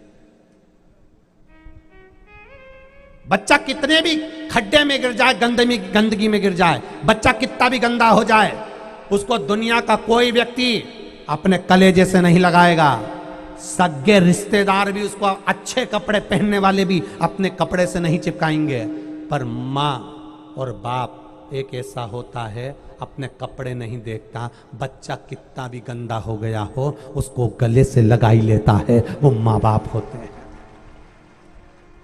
माँ बाप बच्चे के गंदे कपड़े नहीं देखते, माँ बाप उसका हृदय देखते हैं। मेरा बच्चा रो रहा है, मेरा बच्चा रो रहा है, माँ ने बाप ने उसको गले से लगा लिया। तू रो मत, कीचड़ में गिर गए ना कोई बात नहीं, कपड़े गंदे हो गए ना कोई बात नहीं, कोई चिंता मत कर, मैं तुझे गले से लगा लेती हूँ। केवल एक माँ ऐसी होती है, बच्चा अगर गंदा भी हो गया है, उसने गंदगी भी कर दी, तो माँ उसको कलेजे से लगा लेती है, बाप उसे कलेजे से लगा लेता है। घर में और भी रहते हैं, वो कलेजे से नहीं लगाएंगे, पर माँ बाप गंदे से गंदे बच्चे को भी कलेजे से लगा लेते हैं। उसी तरह मेरा भोलेनाथ है, कोई कितना भी गंदा हो गया तो भी मेरा महादेव कलेजे से लगा लेता है। काम में डूब गए, आसक्ति में डूब गए, लोभ में डूब गए, वासना में डूब गए, तृष्णा में डूब गए, अहंकार में डूब गए, आप कितने भी गंदे हो गए हो तो भी मेरा महादेव, मंदिर में निवास करने वाला मेरा शिव आपको गले लगाना जानता है। मेरा शंकर कभी आपके कपड़े नहीं देखता, मेरा शंकर आपका कलेजा देखता है कि तुम कैसे भाव से मुझे भज रहे हो। कपड़े दुनिया के लोग देखेंगे, कपड़े दुनिया के लोग पसंद करेंगे, कपड़े पर दृष्टि दुनिया के लोगों की रहेगी, पर मेरे महादेव को कपड़े से मतलब नहीं है, मेरे महादेव को कलेजे से मतलब है। तुम्हारा दिल कैसा है, हृदय कैसा है, चित्त कैसा है, वृत्ति कैसी है, मेरे महादेव को तुम्हारे मन से मतलब है।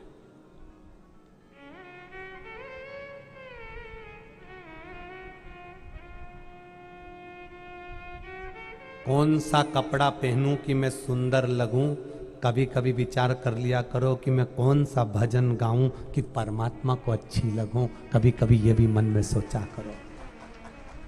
कौन सी साड़ी पहनूं, कभी कभी आपके मन में आता है, कौन पति से पूछ लेती है मैं कौन सी साड़ी पहनूं, तुम्हारी पसंद की बता दो। कौन सा कपड़ा पहनूं कि अच्छी लगूं, कौन सा कपड़ा पहनूं कि उनको अच्छी लगूं, तो कौन सा भजन करूं कि उसको अच्छी लगूं। बस उसके भजन पर जाना है, उसको भी तो ठीक लगना चाहिए। ये कपड़े पहनो तो मंदिर में मत आओ, ये कपड़े पहनो तो मंदिर में मत जाओ। शिव महापुराण की कथा कहती है, तुम्हारा मन करे वैसे शिव के मंदिर जाओ। मंदिर तक जाने की अगर आदत डल जाएगी, मंदिर तक जाना शुरू कर दोगे, तो धीरे धीरे अगर मन बदल गया तो कपड़े भी बदलते चले जाएंगे। रोकना नहीं है इनको, टोकना नहीं है, इनको टोकना नहीं है। जिस घर में बहू को ज्यादा टोका जाता है, उस घर में बहू धीरे धीरे मुंह चलाना प्रारंभ कर देती है, मुख से बोलना चालू कर देती है। ज्यादा मत टोको, कम। एक सास थी, बहू को जब देखो जब टोकती रहती, एक एक रोटी सही से सेकना, एक एक गेहूं का दाना सही से बिनना, एक एक ज्वार उठा के रखना, एक एक बर्तन सही से धोना, एक एक कपड़ा सही से धोना। एक दिन बहू बाथरूम में नहाने गई, 4 घंटे नहीं निकली। सास ने पूछा क्या कर रही है, बहू कह रही है बाल धो रही हूं शैम्पू से। तो 4 घंटे हो गए, एक एक बाल में शैम्पू कर रही हूं। तुम्ही ने सिखाया था एक एक कपड़ा सही से धोना, एक एक कचौड़ी सही से सेकना, तो उसने भी कह दिया एक एक बाल सही से धोना, पकड़ पकड़ के। सुबेरे की बाथरूम में गई, शाम के 7 बजे निकली, बना रोटी। अब क्यों टोको बार बार बार बार, ये नहीं करा वो नहीं करा, ये नहीं करा वो नहीं करा, ये छोड़ दिया वो छोड़ दिया, कोई बात नहीं। देवादिदेव महादेव को धन्यवाद देना, इसने अगर कोई काम छोड़ दिया है तो महादेव चाहते हैं कि मैं खुद करूं, इसलिए इसने छोड़ा है। वो शिव की कृपा हुई है कि मेरे हाथ पैर चलते रहे, इसलिए मैं करती हूं। ज्यादा नहीं टोकना, टोको मना नहीं, पर ज्यादा नहीं टोकना। जरा जरा सी बात में टोकना, जरा जरा सी बात में।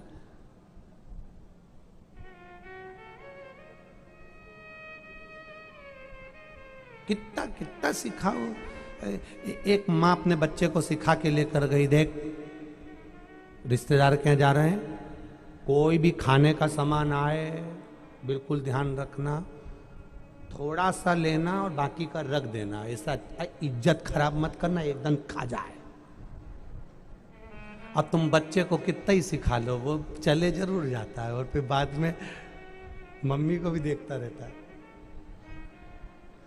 और जैसी आंटी अंदर गई, जिनके गया था वो अंदर गई, इतने मम्मी ने उधर से आंख दिखाई,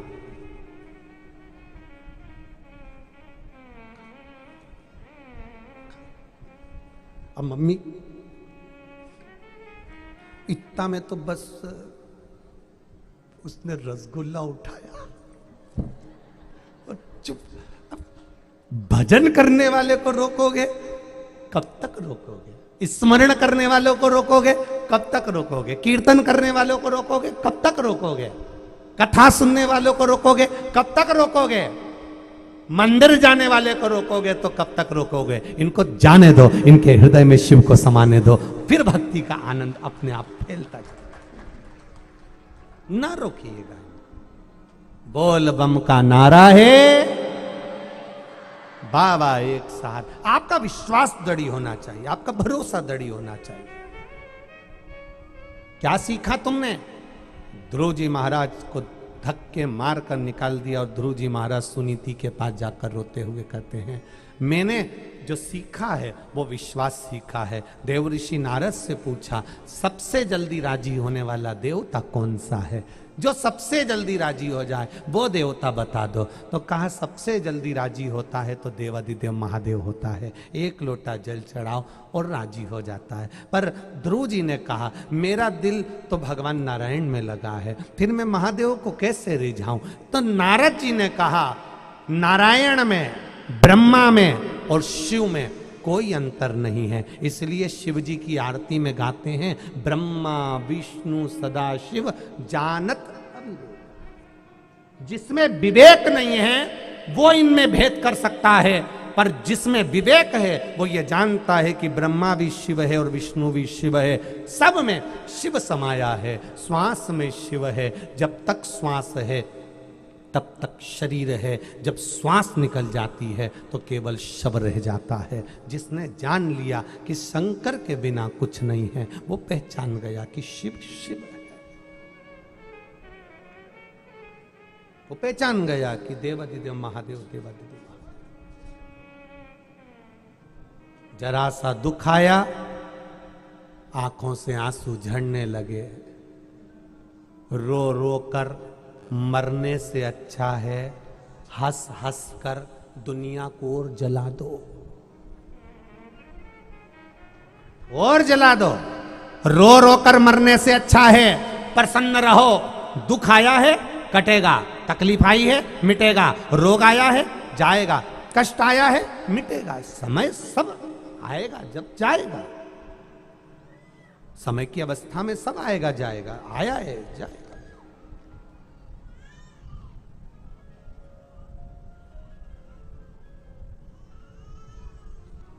समय की अवस्था में सब आता जाता है। समय की अवस्था,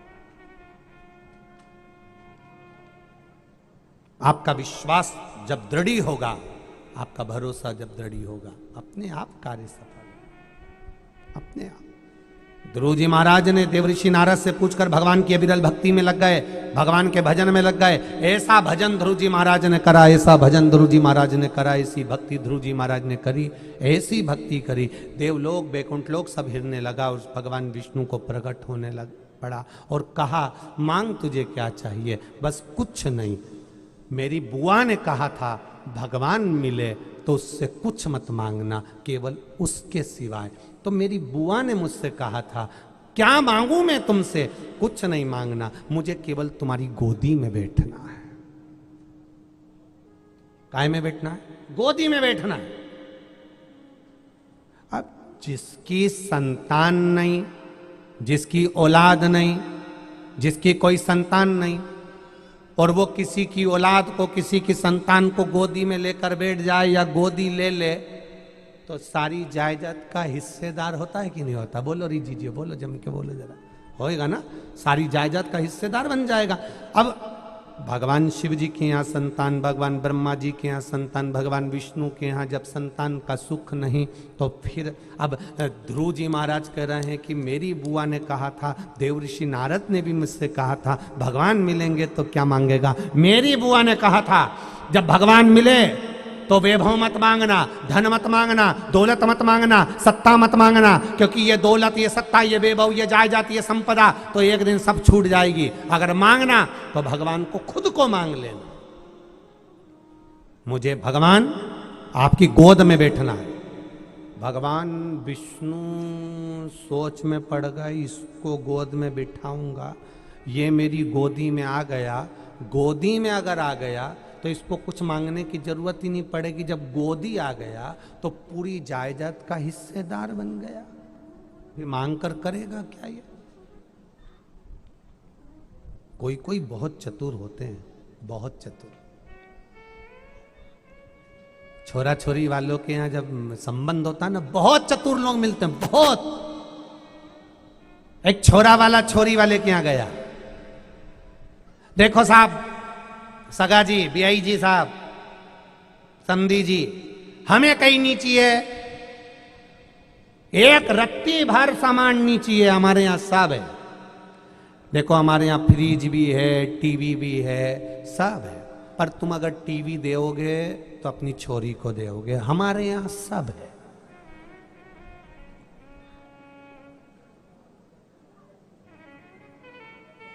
हमारे यहाँ तो 2-2 3-3 गाड़ी भी हैं, पर सब गाड़ियाँ चली जाती हैं, और तुम्हारी छोरी का अगर कभी मन हुआ पति के साथ घूमने का तो हमें कुछ नहीं चाहिए, कुछ भी नहीं। हमारे यहाँ तो पूरा फर्नीचर बना हुआ है, सब कुछ रखा हुआ है, सब कुछ, सब कमरे में एसी लगा है। एसी लगवाओगे तो आप अपनी छोरी के कमरे में लगा, हमें बोलो, जम के बोलो, कुछ नहीं चाहिए।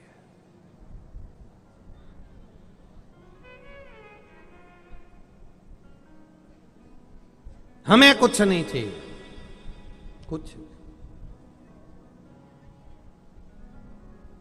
अब गाड़ी भी तुम छोरी को दोगे, सब सामान छोरी को दोगे, तो छोरी का बाप बोला फिर हमें छोरी भी नहीं देना।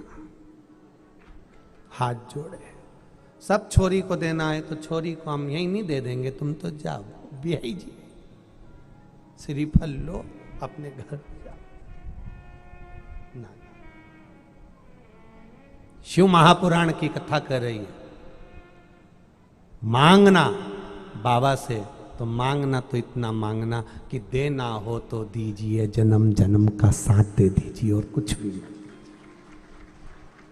बस तेरा और मेरा साथ बना रहे, इतनी कृपा कर देना। जितना जन्म मिले, जितनी बार पृथ्वी पर जन्म मिले मुझे, उतनी बार तेरे चरणों की सेवा मिले। जितनी बार पृथ्वी पर जन्म मिले, तेरी शिव महापुराण की कथा मिले। जितनी बार जन्म मिले, तेरी भक्ति मिले, और उसके सिवाय कुछ नहीं मिले। जब भी जन्म मिलेगा सेवा करेंगे तेरी, कहते तुमसे बाबा शरण पड़ेंगे तेरी। देना साथ हमारा बाबा, बन कर के तुम साथी, भोले तेरे नाम से गुजारा हमारा, गुजारा सुन लो भोले बाबा ये अरज हमारा, भोले तेरे नाम से गुजारा हमारा, गुजारा हमारा। जब से होश संभाला तब से हमने पाया, तेरी सेवा ना मिले तो जीवन व्यर्थ गवाया, तेरी सेवा ना मिले तो जीवन व्यर्थ गवाया। सुन लो भोले बाबा ये अर्ज हमारा, भोले तेरे नाम से गुजारा हमारा, गुजारा। भगवान तुम्हारे भजन से, तुम्हारे कीर्तन से, तुम्हारे स्मरण से, तुम्हारे चिदानंद वृत्ति से बस जितनी बार जन्म मिले उतनी बार तेरा भजन करूं, जितनी बार जन्म मिले तेरा सत्संग मिले, जितनी बार जन्म मिले तेरा कीर्तन मिले, जितनी बार जन्म मिले तेरा स्मरण मिले, इसके सिवाय कुछ ना मिले, कुछ नहीं मिले।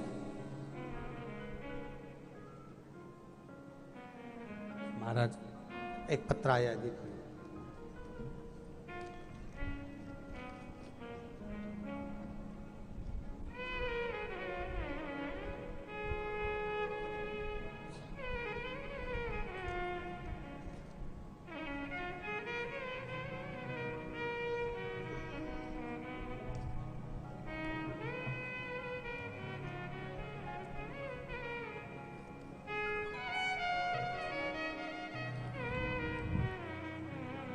एक पत्र है,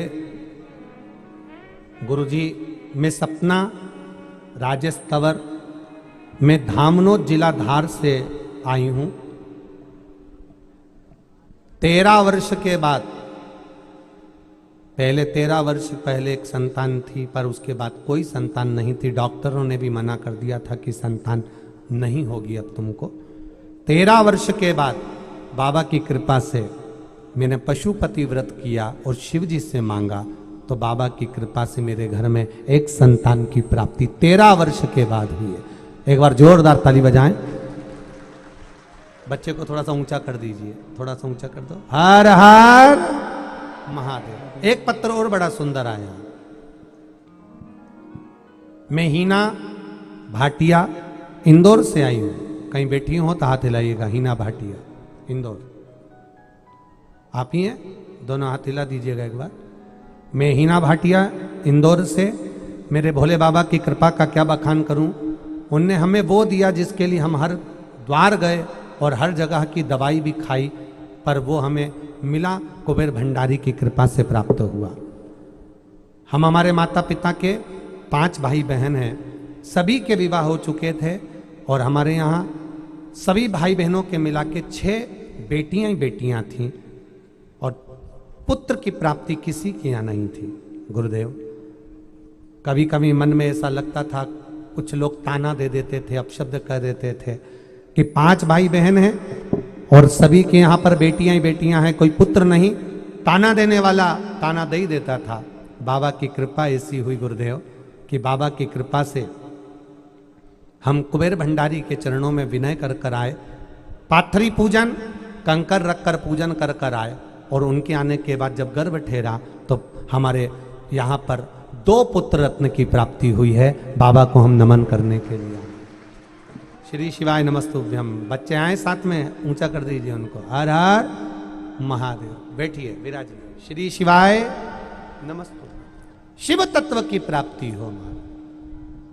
खाली न जाता कोई दर से तुम्हारे, मैं भी खड़ी हूँ नंदी बाहें पसारे, अपने हृदय से लगा लो, लगा लो, गिरी जा रही हूँ, उठा लो, उठा लो। शिव कथा कर रही है, भगवान शंकर का संवाद कर रहा है, शिव महापुराण कथा कर रही है। विश्वास के साथ करिए भजन। ध्रुव जी ने मांगा भगवान से, आपकी गोदी में बैठना चाहता हूं, केवल गोदी दे दीजिए। बिठा लिया, ध्रुव पद प्रदान कर दिया।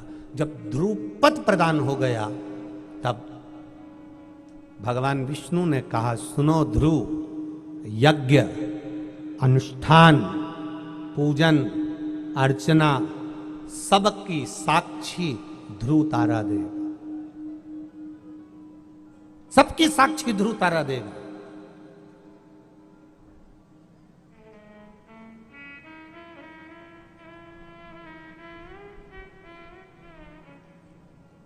अभी तक जितनी कथाएं आपने सुनी हैं शिव पुराण की, उसमें ये चरित्र थोड़ा ध्यान से सुनना।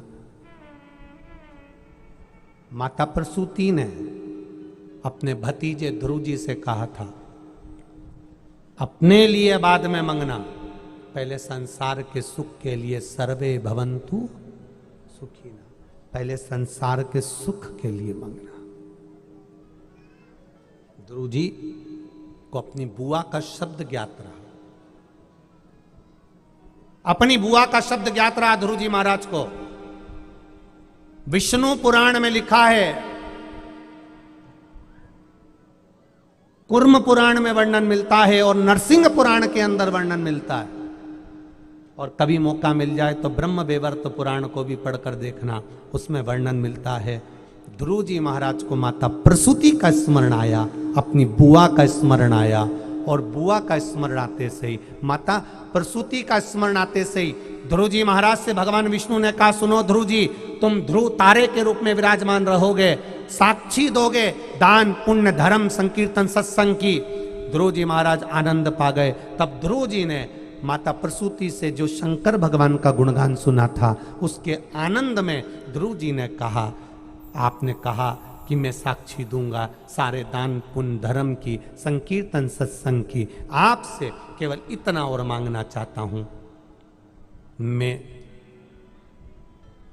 आकाश में विराजमान रहूंगा, मंडलों में विराजमान रहूंगा, जो शिव को जल देगा और जो सूर्य को अर्घ देगा, अगर वो एक बूंद भी जल भगवान शंकर को समर्पित करेगा, और यदि वो एक बूंद भी जल सूर्य को अर्घ देगा या सूर्य को समर्पित करेगा, तो मुझे वर दीजिए कि मैं उसकी साक्षी देकर उसके घर का भंडार भरवाता रहूंगा। ये साक्षीता है। जिस समय पर हमारा लेखा देखा जाता है, जिस समय पर हमारी पुस्तक उठाकर देखी जाती है, इसने पाप कितने करे, पुण्य कितने करे, इसने धर्म कितना करा, दान कितना करा, इसने संकीर्तन कितना करा, इसने भजन कितना करा, इसने भगवान को क्या जल समर्पित करा, ना करा, इसने क्या करा है।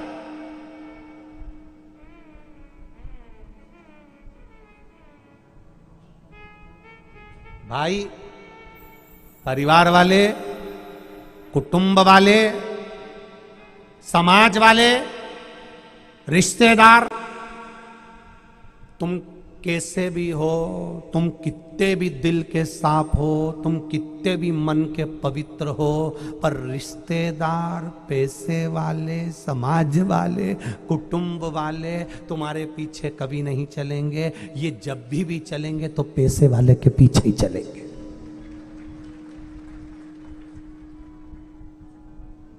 परिवार वाले, कुटुंब वाले, समाज वाले, रिश्तेदार, नातेदार, कुटुंब वाले जब भी चलते हैं, पैसे वाले के पीछे चलते हैं। संसार के लोग चलते हैं तो धन वालों के पीछे चलते हैं, और मेरा भोलेनाथ चलता है तो जल वालों के पीछे चलता है। संसार के लोग पैसे वालों के पीछे चलेंगे। एक साधारण व्यक्ति कुछ कह देगा, उसकी बात की कोई कीमत नहीं है, वो सही कह रहा है, अच्छा कह रहा है, पर उसकी कोई कीमत नहीं है। परिवार में, समाज में, रिश्तों में, नातों में, और एक पैसे वाला व्यक्ति तुरंत बस आके बैठा और उसने जो बोल दिया, भले वो गलत बोला चाहे सही बोला, वो सही है, सबके लिए सही है, क्योंकि वो पैसे वाला है। समाज, संसार, कुटुंब, परिवार, नाते, रिश्ते पैसे वालों के पीछे चलते हैं, और मेरा भोलेनाथ जिसके हाथ में पानी का जल का लोटा होता है, कलश होता है, जल चढ़ाने वाले के पीछे मेरा महादेव चलता रहता है। वो शिव है। और दुनिया भले पैसे वालों के पीछे चले, मना नहीं है। तुम जल चढ़ाते रहना, तुम्हारे पीछे तुम्हें संभालने के लिए कोई भी नहीं होगा, तो मेरा महादेव खड़ा होगा, कि निश्चित है। कोई तुम्हें संभालने खड़ा हो चाहे ना हो। एक बच्चे ने पत्र लिखा है,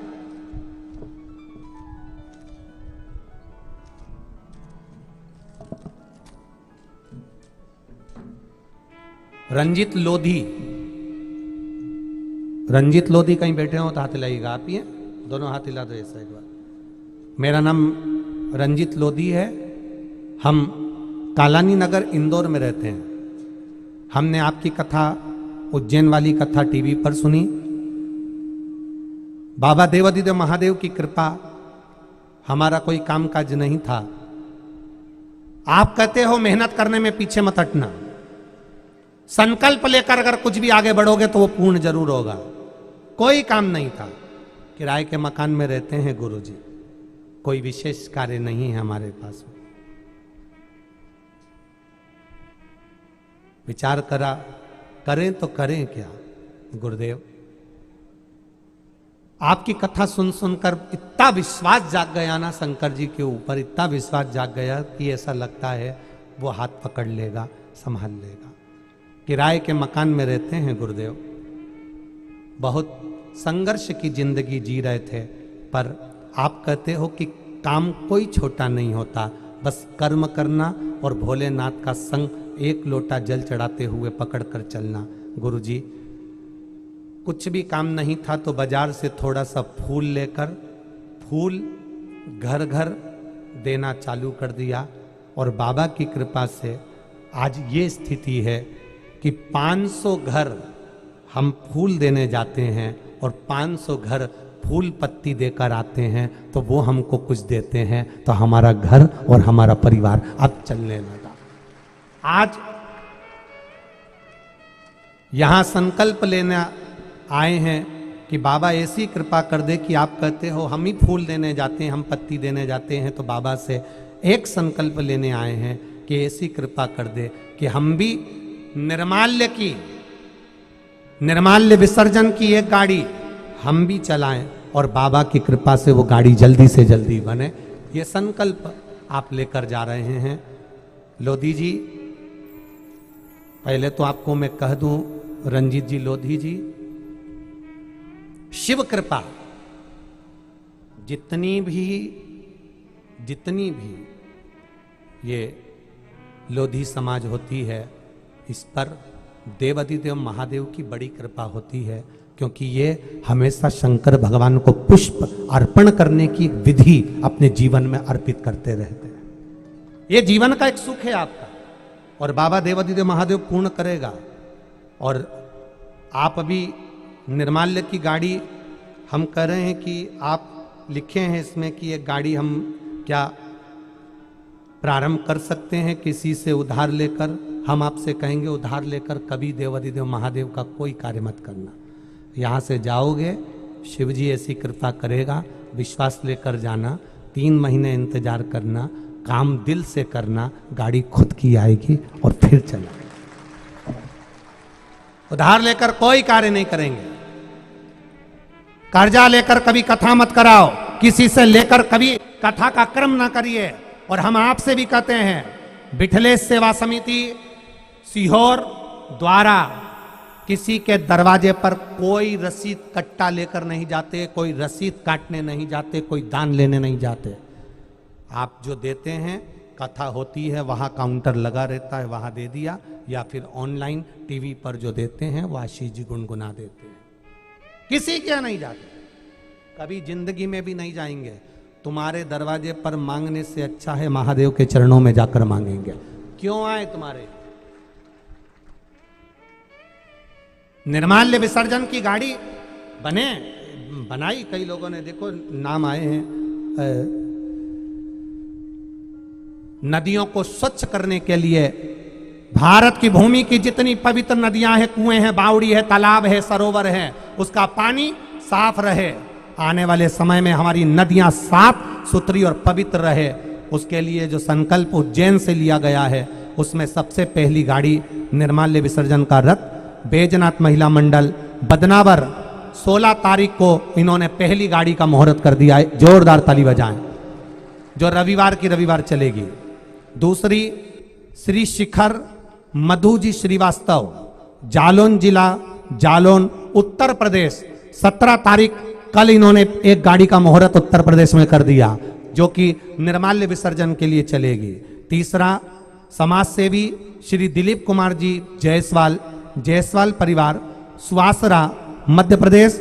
18 तारीख आज सुबह 10 बजे इन्होंने एक गाड़ी का मुहूर्त कर दिया जो कि निर्माल्य विसर्जन के लिए जा रही है। जितनी भी गाड़ियां चल रही हैं, इन गाड़ियों में सुबह श्री शिवाय नमस्तुभ्यम चलता रहेगा। आपने घर में जो पूजन का सामान हो, जो निर्माल्य हो, फूल पत्ती धूप अगरबत्ती जो तुम्हारे यहाँ पड़ा हो व्यर्थ, वो इनकी गाड़ी में डालना। ये एकांत में ले जाकर उसको विसर्जन में करेंगे, नदी में नहीं डालेंगे। पवित्र नदियों को गंदा नहीं होने देंगे, शुद्ध बनाएंगे। जल बचेगा तो कल बचेगा, नहीं तो हमारा कल भी समाप्त होता चले जाएगा। इन नदियों को, इन पवित्र नदियों को बचा रहे। और एक संकल्प आज देपालपुर से भी आया है, शायद कल उनकी गाड़ी का भी यहाँ देपालपुर में मुहूर्त हो जाए। और एक गाड़ी देपालपुर में भी यहाँ की महिला मंडल चालू कर रही है, उसका वर्णन भी कल कथा में यहाँ वर्णित किया जाएगा। गाड़ियों के दर्शन आप लोग आस्था चैनल पर कर रहे हैं। ये गाड़ियाँ और जिन जिन ने दान करा है उनका सारा वर्णन आस्था चैनल के माध्यम से आप कर रहे हैं। 3 जगह का जो वर्णन आया, प्रतिदिन कथाओं में इनका दर्शन कराया जाएगा। रोज कम से कम 5-6 बार आस्था चैनल वालों से निवेदन है कि दर्शन कराएं। और जो जो समितियां, जो जो व्यक्ति अपने अपने क्षेत्र में गाड़ियां चला रहे हैं, पहले हमारा मन था कि कथाओं में इनका सम्मान हो। अब प्रयास करेंगे 5 महीने या 6 महीने के अंदर इन लोगों को सीहोर कुबेरेश्वर धाम बुलाकर वहीं पर इनका सम्मान आस्था चैनल के माध्यम से लाइव कथा में किया जाएगा। शिव तत्व करो। सनातन हिंदू धर्म के देवी देवताओं को पेड़ों के नीचे मत पटको। सनातन हिंदू धर्म के एक एक देवता, अखबार में शंकर जी का फोटो आ गया काट कर रख लीजिए, पत्रिका में फोटो आ गया काट कर रख लीजिए। किसी सनातन धर्म के देवी देवता का कोई कैलेंडर, कोई अखबार, कोई अगरबत्ती, कोई पूड़ा रोड पर पड़ा मिलता है, मेरा दुकानदारों से भी निवेदन है वो अपने पास में रखें।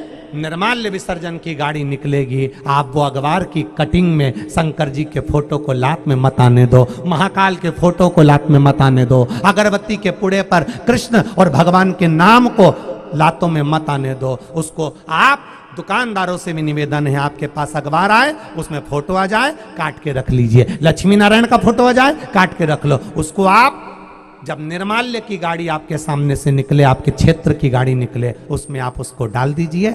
उस समितियां, महिला मंडल जो भी उस निर्माल्य को ले जाएगी उसको वो विसर्जन कर देगी। एक जगह पर ले जाकर एक कुंड के अंदर उसको डाल देगी और समाप्त कर देगी। परंतु आप देवी देवताओं की ये कोई मूर्ति खंडित हो गई, पेड़ के नीचे रखा है, बहुत दिन तक पड़ी रही, कुत्ते चाट रहे हैं, उस पर गंदगी कर रहे हैं, ये हमारे सनातन धर्म के देवी देवता का अपमान हो रहा है। इनको अपमान से बचाने के लिए, नदी को स्वच्छ रखने के लिए ये निर्माल्य विसर्जन का रथ आपके द्वार द्वार आएगा। और मुझे विश्वास है सब तैयारी कर रहे हैं। प्रत्येक गांव में, प्रत्येक नगर में, प्रत्येक शहर में ये एक अलग पहल चालू हुई है जो चलेगी। श्री शिवाय। प्रत्येक निर्माल्य विसर्जन की गाड़ी पर श्री शिवाय नमस्तुभ्यम चलेगा, जिससे जनमानस का कल्याण हो। और आप उसमें ले जाकर ये सामग्री डालेंगे, वो एकांत में विसर्जन उसको करें।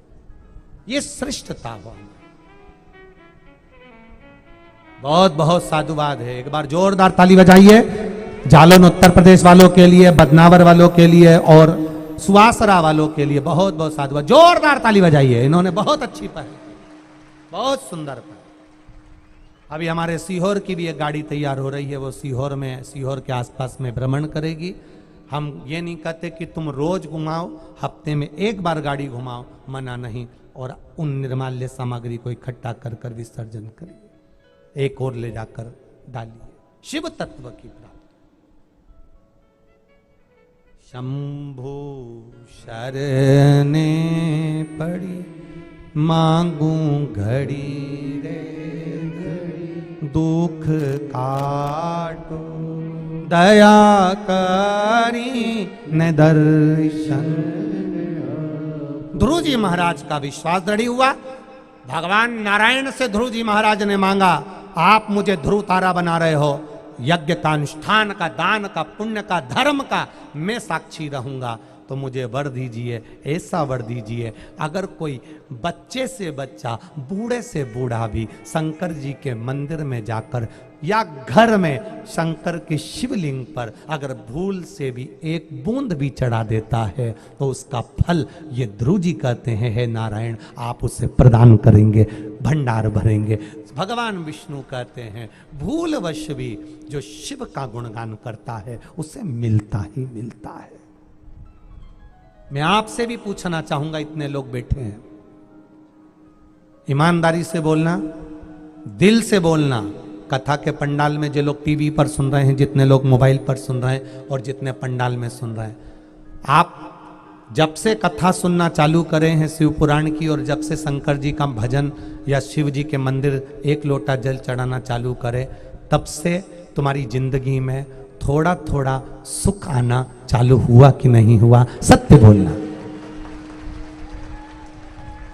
थोड़ा थोड़ा जिंदगी में। हाँ, हम कहते हैं किसी किसी के जीवन में फाइल मोटी है, कष्ट ज्यादा है, पूर्व का कर्म ज्यादा भोगना पड़ रहा है, धीरे कटेगा, लगेगा समय, आएगा समय, थोड़ा थोड़ा धीरे धीरे बढ़ता जाएगा, बढ़ता जाएगा, बढ़ेगा। कल एक पत्र था, एक पत्र, कल की कथा, पत्र बहुत सारे हैं तो कल की कथा में एक पत्र था।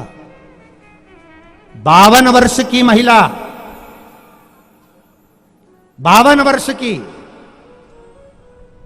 जिसके घर में 4 लड़कियां हुई, एक बेटा हुआ था, मर गया था, चले गया। 52 वर्ष की आयु, चारों बेटियों की शादी हो गई, पर जो लड़का मरा था उससे दिल नहीं हट पाया उस मां का। मां तो मां होती है, उसका दिल नहीं हट पाया उस बच्चे को, बार बार याद करती, बच्चे को बार बार याद करती। सत्संग में भी मन नहीं लगता, घर में मन नहीं लगता, भले 4 लड़कियां थी, चारों की शादी कर दी, सब कुछ हो गया, पर बेटा चले गया, मन नहीं।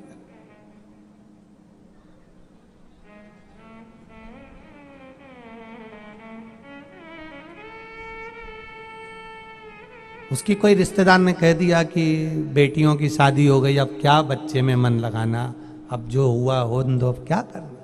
नहीं, मेरा बेटा चले गया। सियोर वाला महाराज कहता है बाबा किसी को खाली नहीं छोड़ता, तो मुझे क्यों छोड़ दिया। 52 वर्ष की महिला, मैं कहूंगा बाद में, आप इसमें इन लेटरों में उसका निकाल लेना, नाम मेरे को बताना, वर्णन कर। शिव कृपा हुई और 52 वर्ष के बाद बाबा से जो मांगा बाबा ने उसको प्रदान कर दिया।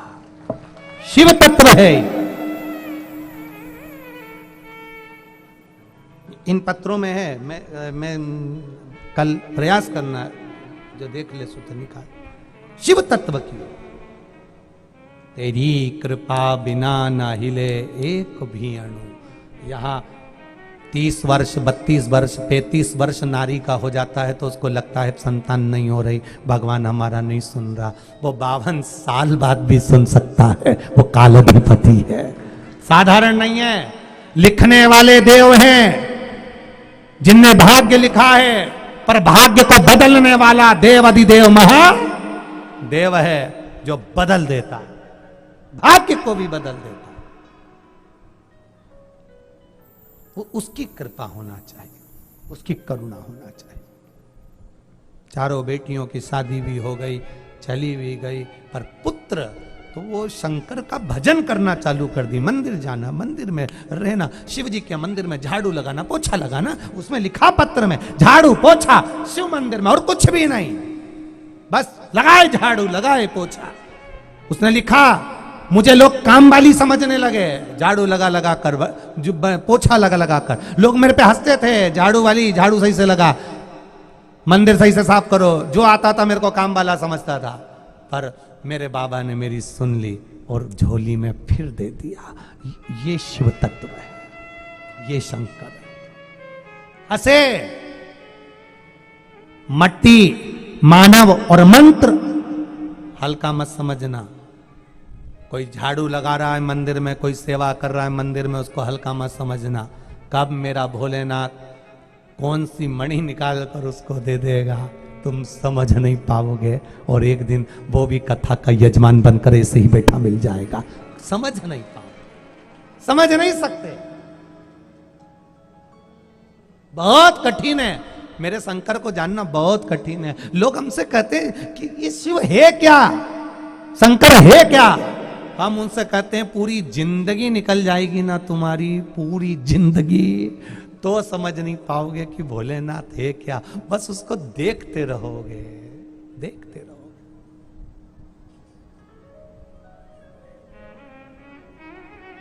सखीरी काशी वाले से हमारी लड़ गई अखियां, सखीरी काशी वाले से हमारी लड़ गई अखियां। बचाया खूब था लेकिन हमारी लड़ गई अखियां। बचाया खूब था लेकिन हमारी लड़ गई अखियां। सखीरी डमरू वाले से हमारी लड़ गई अखियां। खूब बचाया इन नैनों को, खूब। क्या करते हैं देवादिदेव महादेव, क्या करते हैं देवादिदेव महादेव। ये व्यासपीठ कहती है महादेव एक ही काम करते हैं, जो जल चढ़ाता है शंकर भगवान को उसका हाथ जिंदगी भर नहीं छोड़ते, वो महादेव होते। क्या करता है मेरा शिव। सखीरी डमरू वाले से हमारी लड़ गई अखियां। संभाला खूब था लेकिन हमारी लड़ गई अखियां। खूब बचाया, अपने आप को खूब बचाया। दुनिया में कई ऐसे लोग हैं आपको मना करेंगे कथा में मत जा, सत्संग में मत जा, शिव पुराण क्यों सुनती रहती है, टीवी पर क्यों बैठी रहती है, क्यों मोबाइल पर सुनती रहती है, जब देखो जब सियोर वाला महाराज, सियोर वाला महाराज, सियोर वाला महाराज। कौन समझाए। अरीरी डमरू वाले से हमारी लड़ गई अखियां। कौन समझाए। एक बार शंकर की कथा सुन ली, ऐसी लगन लग गई, ऐसी अखियां मिल गई। अब तो कई माताएं इस पंडाल में भी ऐसी बैठी होगी, कई माताएं, कई पुरुष इस पंडाल में भी ऐसे बैठे होंगे जो मंदिर नहीं जा पाते तो उनका मन दुखता है कि मैं मंदिर क्यों नहीं जा पाई। कई बैठी हैं इस कथा में जिनका मन नहीं लगता, मंदिर जाए बिगर, भजन में जाए बिगर, कथा सुने बिगर, चित्त नहीं लगता। ऐसे कई हैं, लग नहीं पाता मन, प्रयास करा जाता है, क्यों नहीं लगा, चित्त नहीं लगा, मन नहीं लगा। शिव कथा कह रही, लगाओ मन को। ध्रुव जी ने संसार हित के लिए मांगा, प्रसूति ने जो कहा था वो ध्रुव जी ने मांगा। बड़ा सुंदर संवाद कल की कथा में माता प्रसूति अपनी बहन को, ज्ञानवान पुत्र कैसा होता है और पुत्र की प्राप्ति कैसे होती है, संतान की प्राप्ति कैसे होती है, घर में ज्ञानवान बेटी की प्राप्ति कैसे होती है, उसका वृतांत कल माता प्रसूति श्रवण कराएगी।